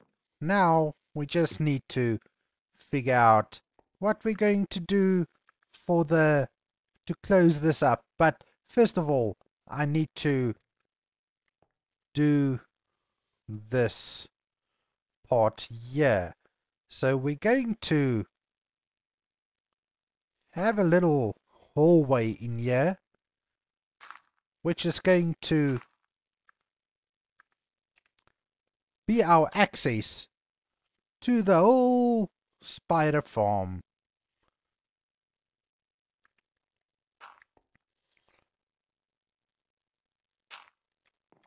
So spiders shouldn't be able to come into a one wide passage, from what I remember at least. So this is going to be how we're going to sort of manage the spiders and keep them out of our hair in a little bit of a manual farming situation. So if we do this, and I'm just trying to fill in this walls a little bit so that we can glass them up, since we do have some of this glass available so that we can see into the spawning area.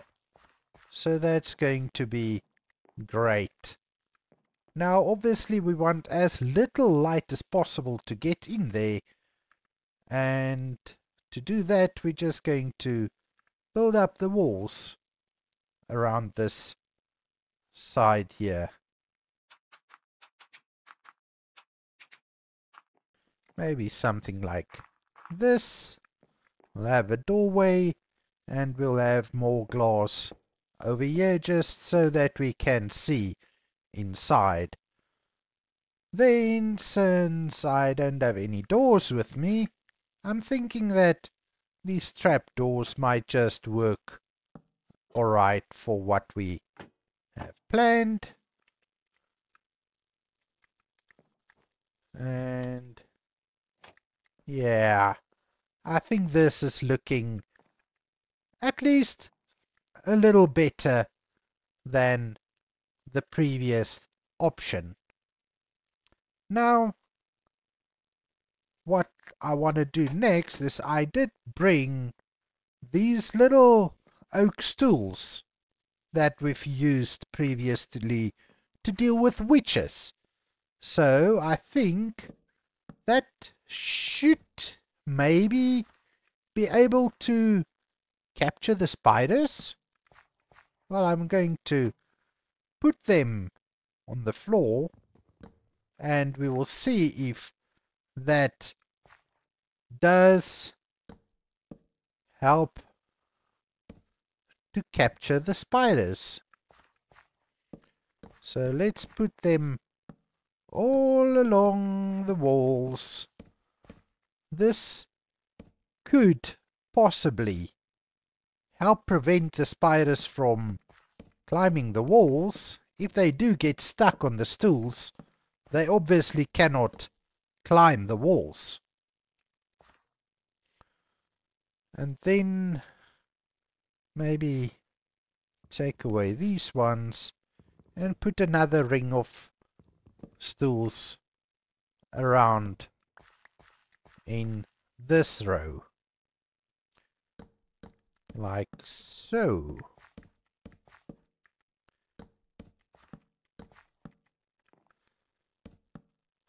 Now, I don't know whether that's going to prevent the spiders from spawning, though. We will have to just quickly run a test to see. But doing a test is not that difficult. We just go, we switch off this little light, wait for them to spawn, and oh my! They do seem to still spawn. Let's get some light and we can go in there. And, well, some of them are simply just dying by themselves. And this is going to be so much easier to take them out. Because they are stuck, they cannot come and get me. But I'm thinking maybe we should just have a little bit less of them. Just to help more spiders spawn.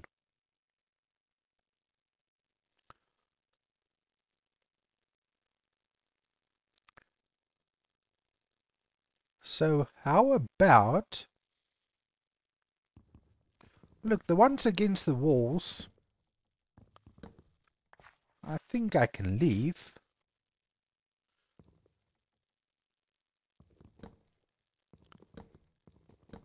Let's do that. Take this one away as well. This one, so that we just give them a little bit more space to spawn. So let's do that.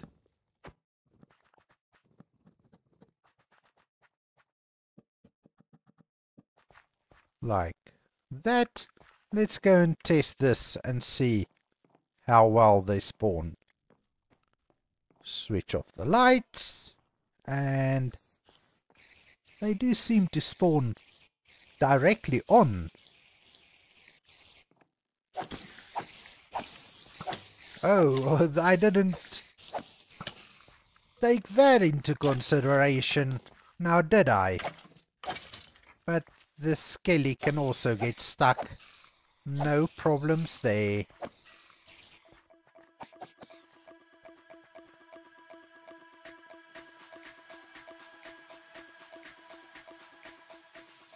So it seems that the ones that spawns against the walls are the ones that's suffocating and dying by themselves.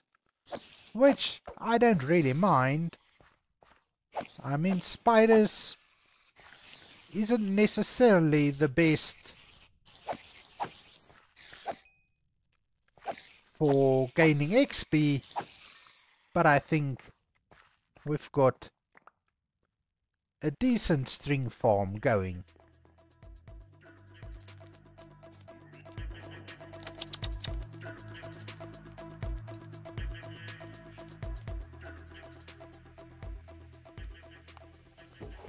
We'll just keep a little barrel for storage.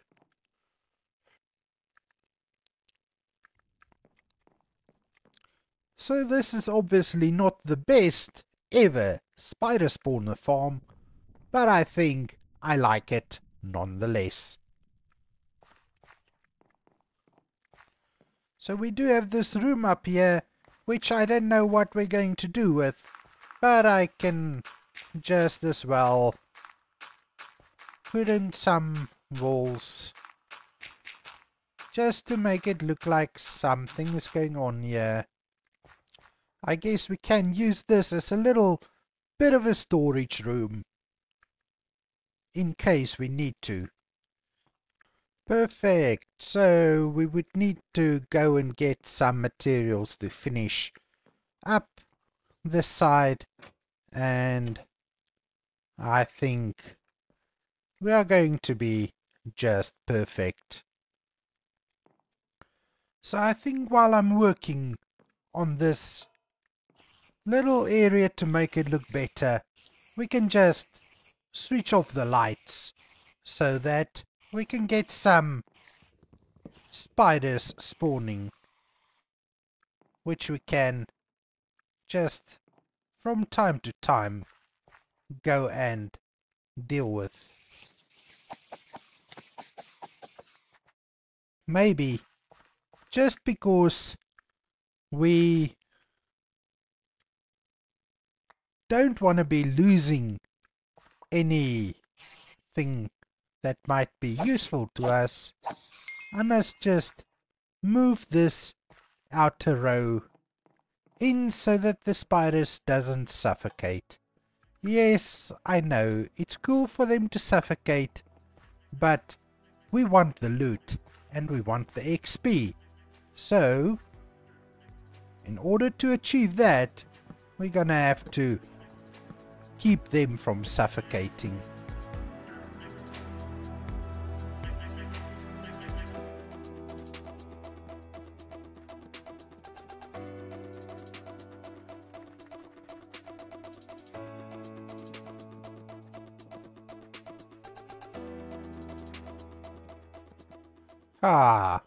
Let's go switch the lights and see if this has any better effect.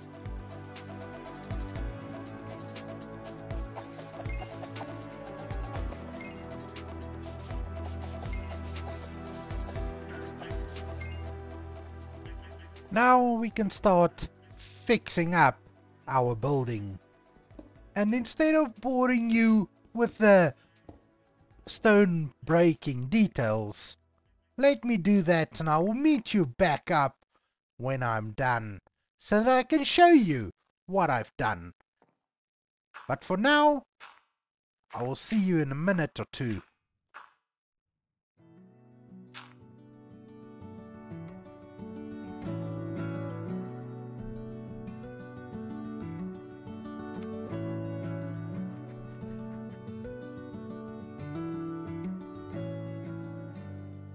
So in today's episode we have made a little spider farm. Not automatic as I would have liked it to be, but spiders tend to be so prickly when it comes to water and climbing walls and everything. So we built this farm and it is manual, but these tools are such a great help. Furthermore, we have made a little easy to get out staircase.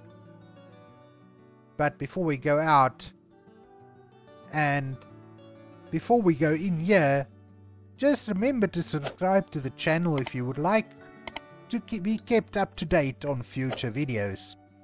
You can also like the video, that does help the channel out a lot.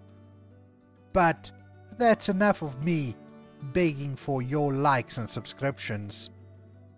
Through this door we've got access to all the redstone that we've used to light up this farm.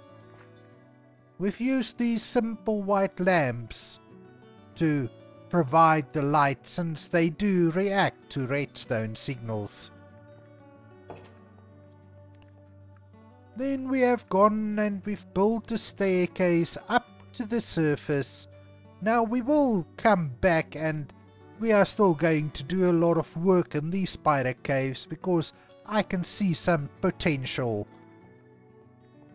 We can go up, and eventually we will see the light.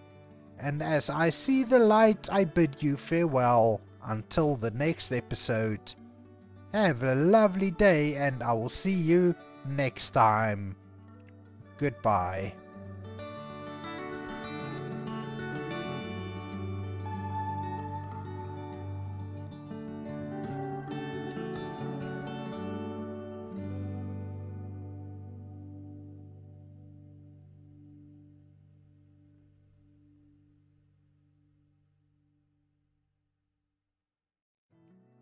Today you are invited to join me on a journey to mighty towers and mysterious mushrooms. We are playing on the Ultimate Better Minecraft Survival series, and I invite you to grab a drink, get a snack, and enjoy the journey with me. Remember to subscribe to the channel and like the video if you do like the video, and I hope you enjoy this.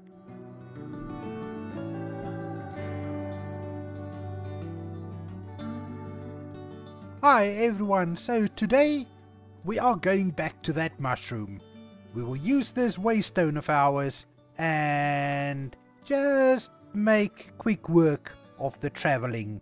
So without wasting any more time, let's get flying.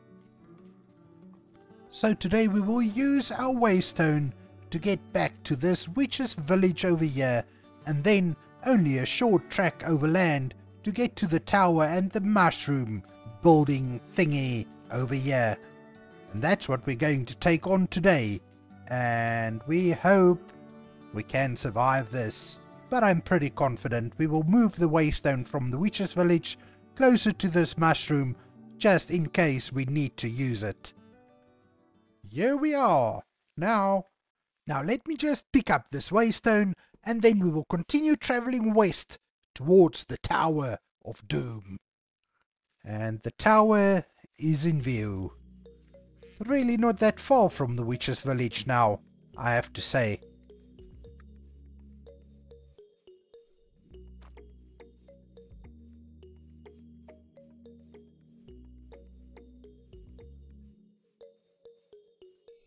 Now this tower, the previous one wasn't all that bad, so we hope we can get this one sorted as easily as the last one.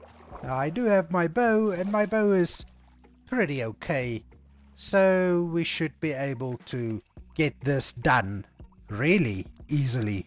Now if I can just creep up on them, and I'm not seeing anything yet. And it is becoming night time, so I don't want to risk too much before we have a nap. Now I've got a funny feeling that these guys are going to creep up on me, which isn't a good thing. Now the thing is that these guys can really hurt me. Even though I've got diamond armor, I don't want to get too close to them.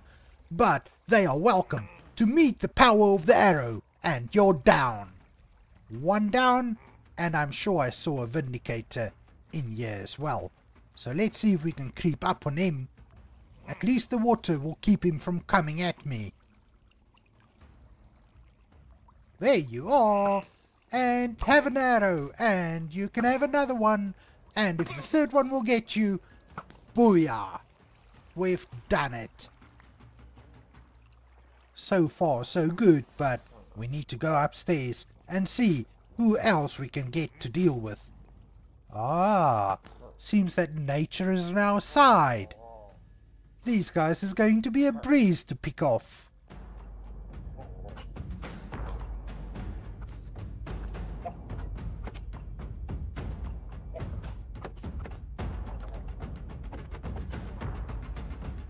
Now let's just see.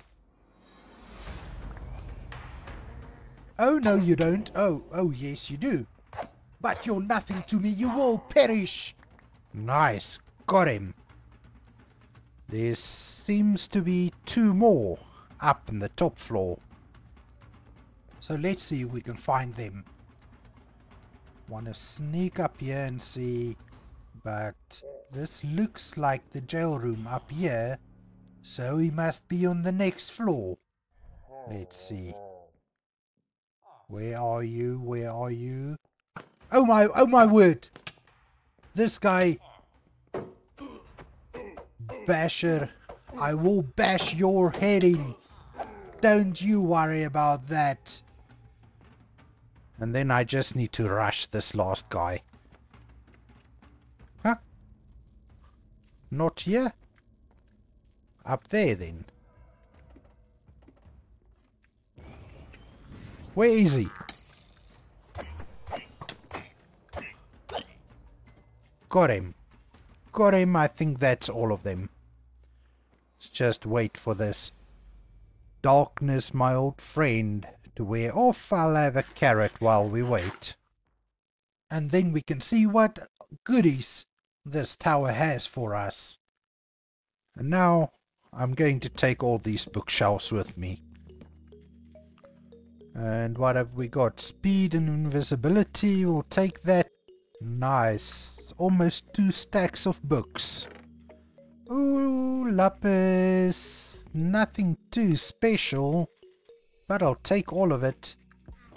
And what do we have here? Another ally and a villager. Unfortunately, I'm going to leave them just where they are.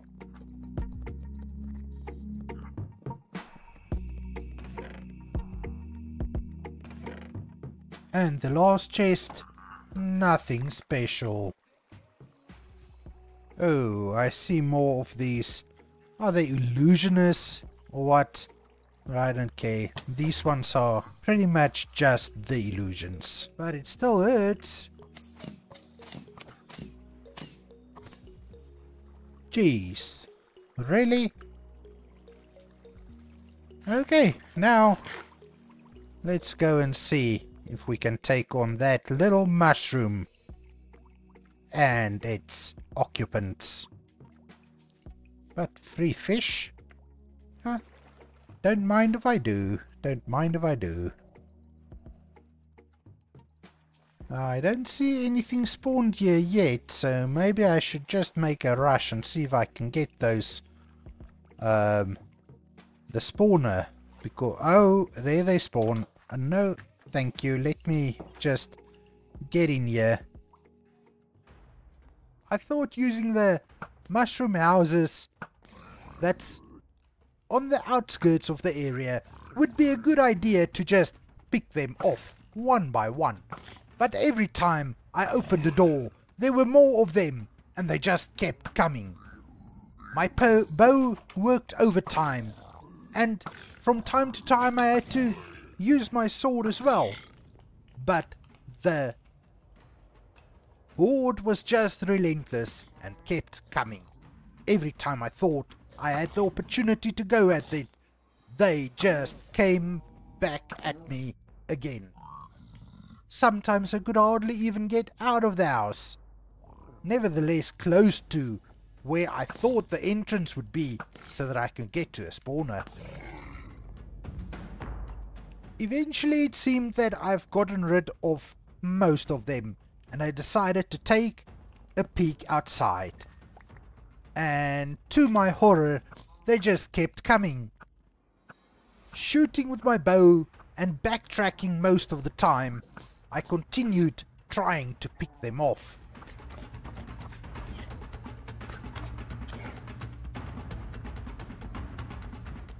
At some point, things seemed to be calming down.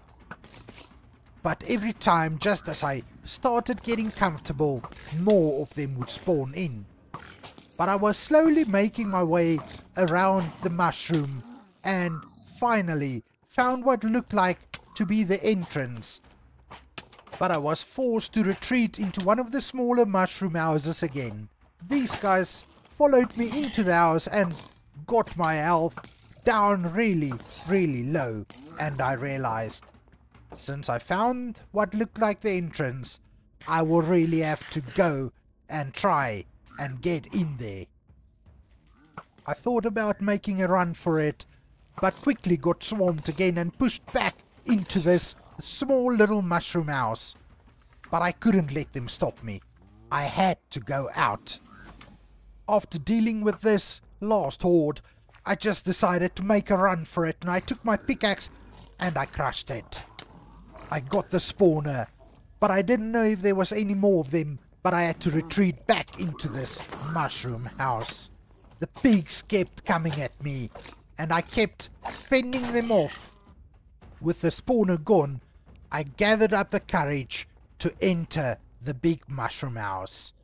And wonder above wonder, I found another spawner, which I gladly took out and made a run back outside. After composing myself, I went back outside and things seemed much more peaceful. It was finally time to go inside the mushroom and check it out.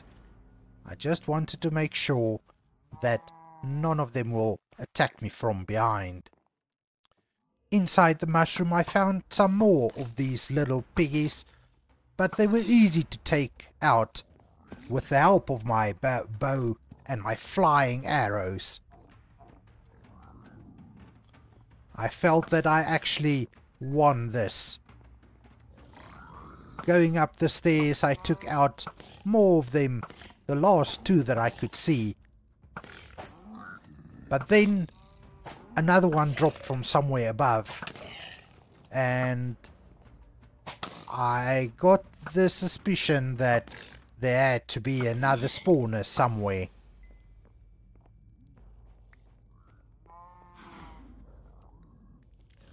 every time I turned around, another one would pop up from out of nowhere. And I decided to go back to one of the smaller mushroom houses just to gather my thoughts and have a look around to see if I could figure out what's going on.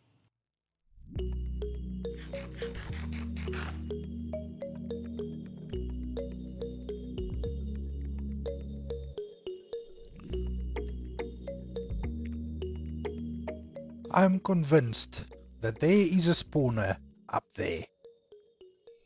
Now, thinking about it, if the spawner is up there somewhere, it's going to be really difficult to, with all the mobs that keep spawning up there, to get up from the sides over here. But maybe, just maybe, I've got an idea. And the idea is that, well, let me go and show you. So it's all a little bit more quiet here now. But how about we just tower up and break through the roof? Because if there is a spawner there, then we can let the mobs fall off through the hole in the floor, and maybe, just maybe, we can actually see the spawner. So let's try this. Just don't wanna open right above my head. Oh my! That's a piglin spawner. That was a piglin spawner. Now, let's just extend this a little bit more, and then we need to be ready to fight.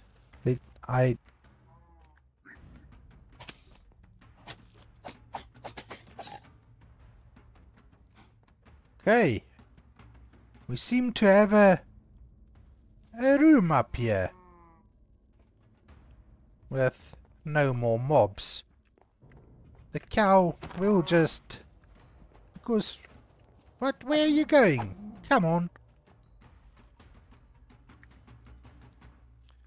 Now we can just finish picking off these guys. You dead. Now, there is still a few of them around. Let's just see if we can find them.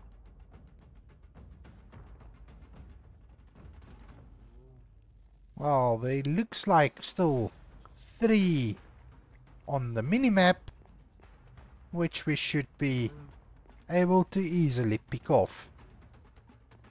If we can find them, that is. What? I can definitely hear them.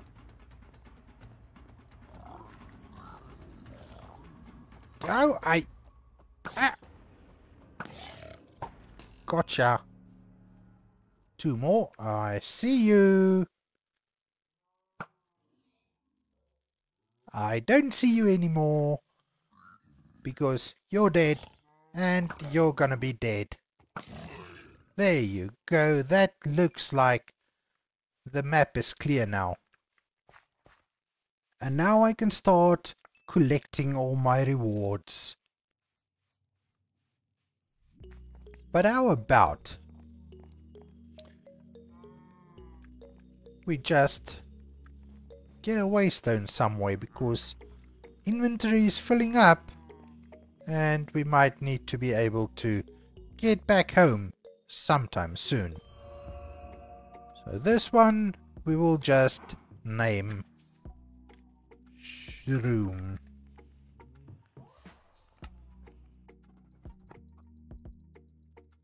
Over the next few days I spent my time gathering up all the nice goodies that I could find, from mobheads, looking in chests and barrels and taking a bell or two, a few bookcases and some carpets.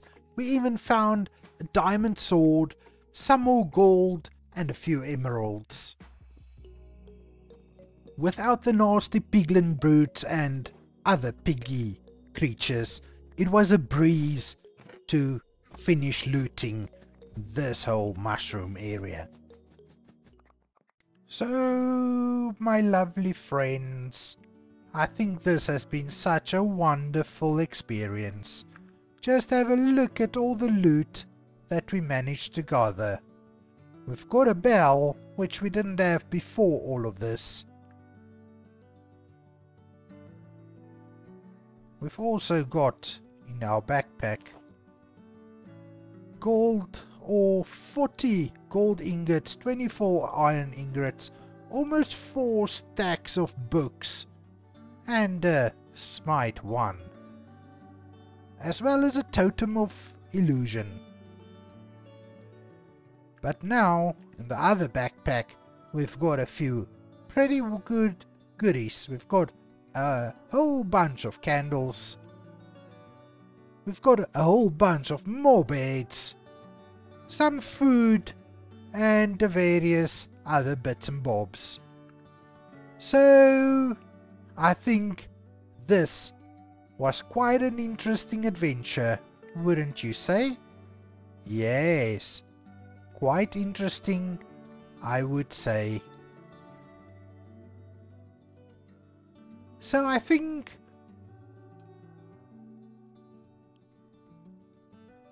you would agree that this mushroom took much longer to deal with than I would originally have thought it might. But nonetheless, the loot was pretty much worth it, I would say. I would like to remind you, if you've gotten to this point of the video, I would assume that you did enjoy the content. So if you haven't subscribed yet, please remember to do so, and if you have subscribed, or if you don't want to subscribe, at least punch that like button for me. Let me know that you've enjoyed the content. Now, I will be taking my waystone back home, and we will see what we can get up to in the next episode. Thanks for watching, and I hope you have a lovely day. Until next time, peace out.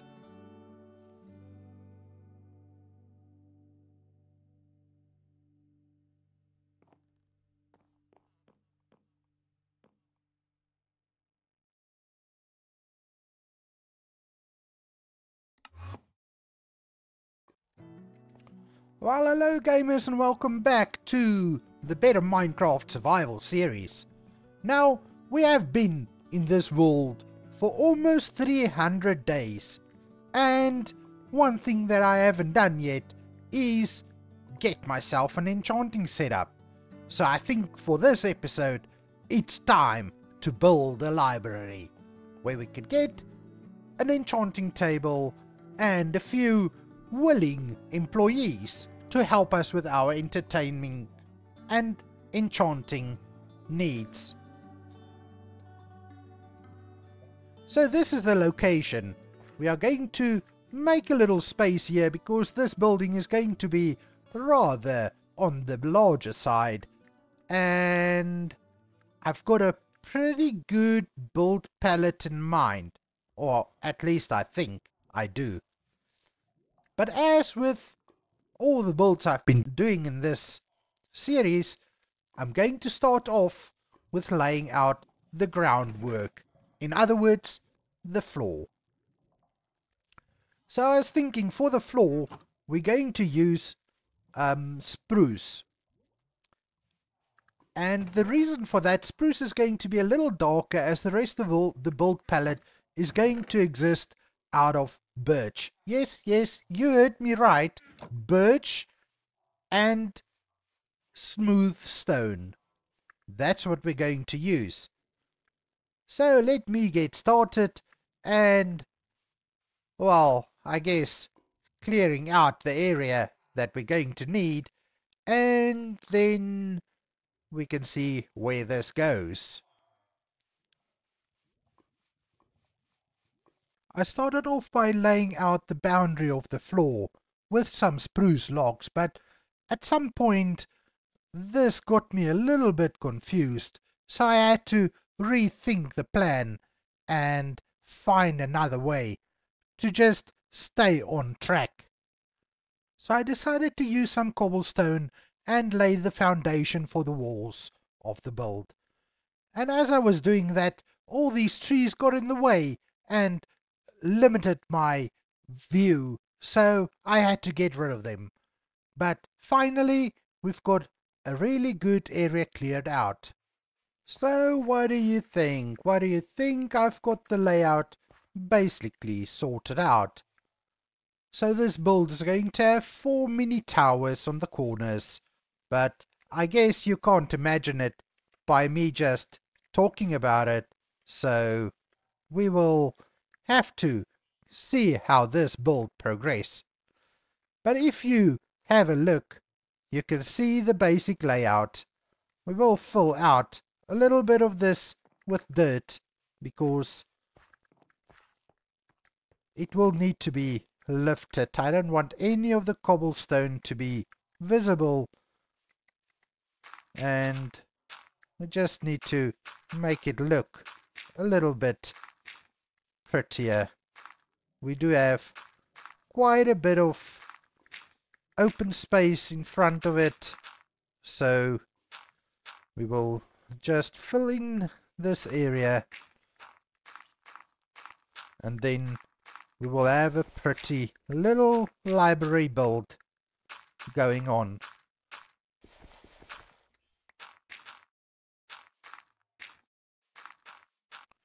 So one thing that I'm pretty sure of is that I'm not going to have enough spruce wood for this floor.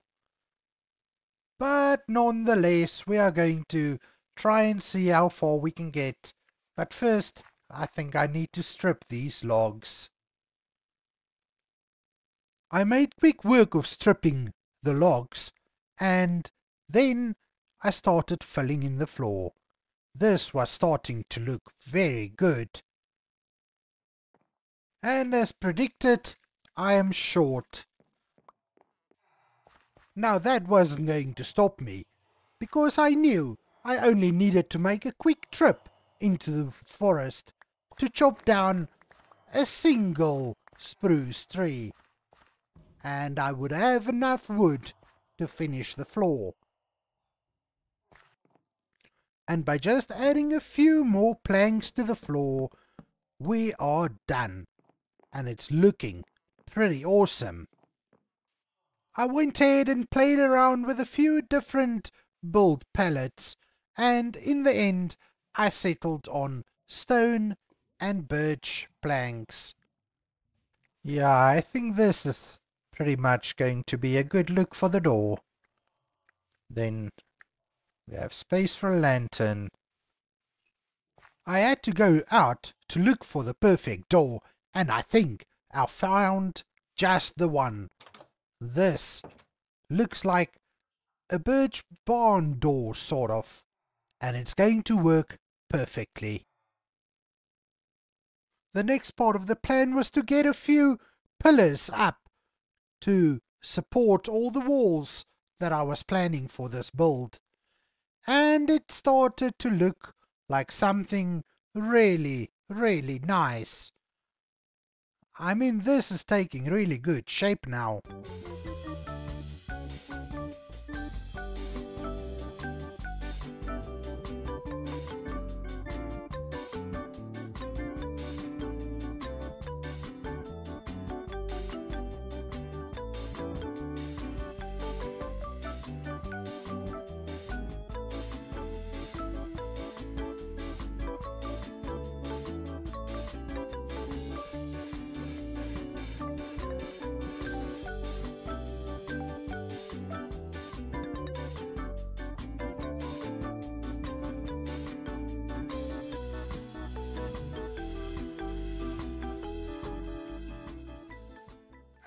And what do you think about our little library building? I think it turned out pretty well, even though we've got a cat stuck on the roof. But that's not my problem. I think this build turned out really nice, but we've still got a lot to do. So everyone, with this beautiful building set up and ready to go, time is actually running out as we are on day 296 and I only have 4 days left to get something going in this building. The idea is to move a few villages in, get an enchantment set up, and another something, little bit of something extra down here. But first, let's go and see if we can craft a few things, which we will need to get into this building.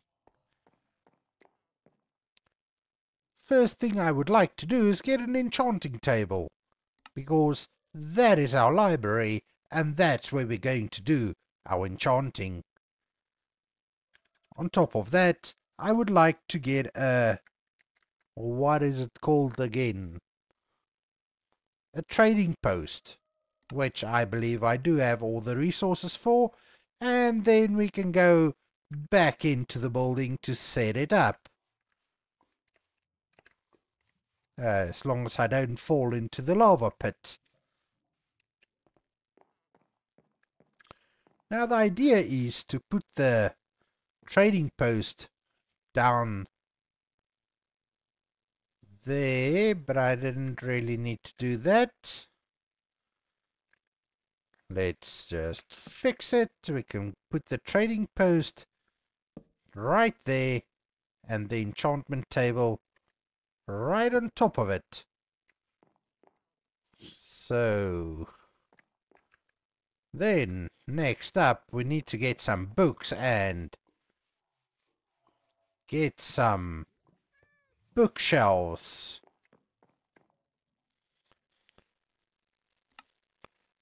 And we're gonna need 15 at least. But let's see if we can make... well, let's make 20. We can always break them if we need to. And this day is already coming to an end. But let's see if we can just get the bookshelf set up before we take a nap.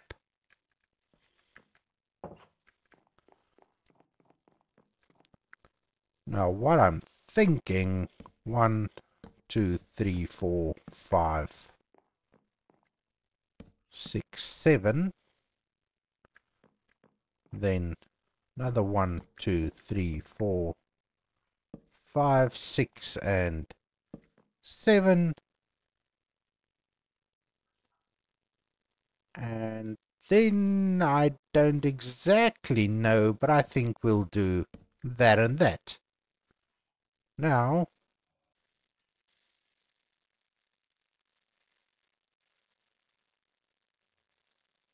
aha, we've got level 30. Great stuff. So now that we've got the enchantment set up working as expected, we need to bring some villagers in here.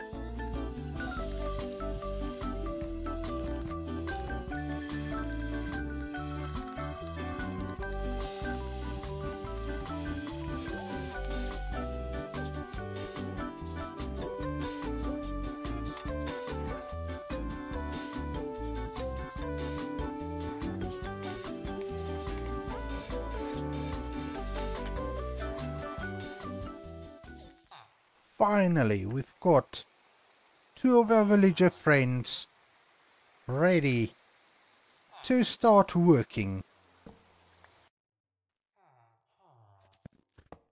And now, just to prevent those villagers from getting out, let's put a fence gate up next to the door, and then we can probably release the villagers. Now, once they are released, we will need to feed them, give them a place to sleep, and then I'm pretty sure they will be getting ready to have a baby or two or three. So let's get a few beds down here. I think about 5 will do. Let's just see. Let's another one here, here, and then 2 more on this side. That's going to be perfect. So we've got a few beds ready. 5 will do for now. Let's feed the villagers. See if they're willing to get us some baby villagers.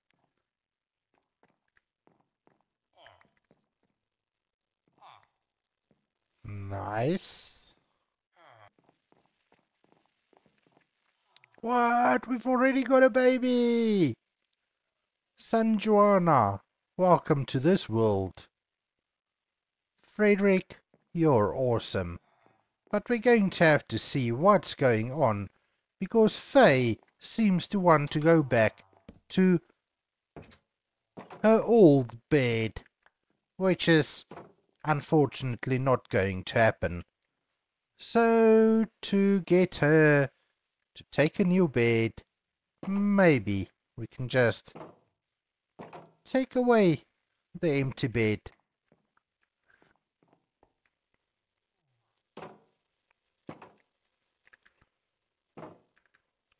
And then we can see whether Faye is going to adopt a new bed. Ah, perfect. Villagers are sleeping peacefully. And we've got 2 more beds for 2 more babies.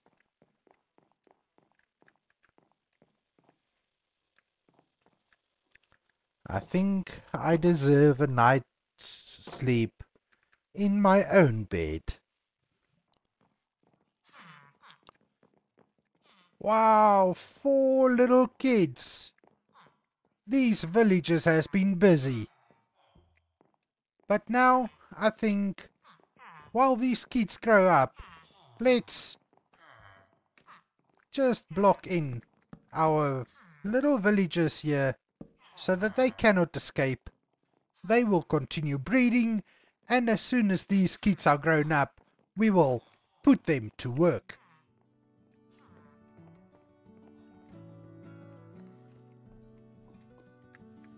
So as this day comes to an end, we have achieved a great goal.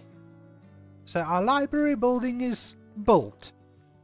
The villagers in there are breeding, and we will soon have all the enchanted books that we could dream of. Just thanks to this little building behind me. Now, this has been a tough 300 days, and we have achieved quite a bit. And if you enjoyed the content, I would like you to subscribe to the channel. Maybe like the video and hit that notification bell if you would like to stay up to date with new content being uploaded. Until next time, have a good day, and I will see you soon.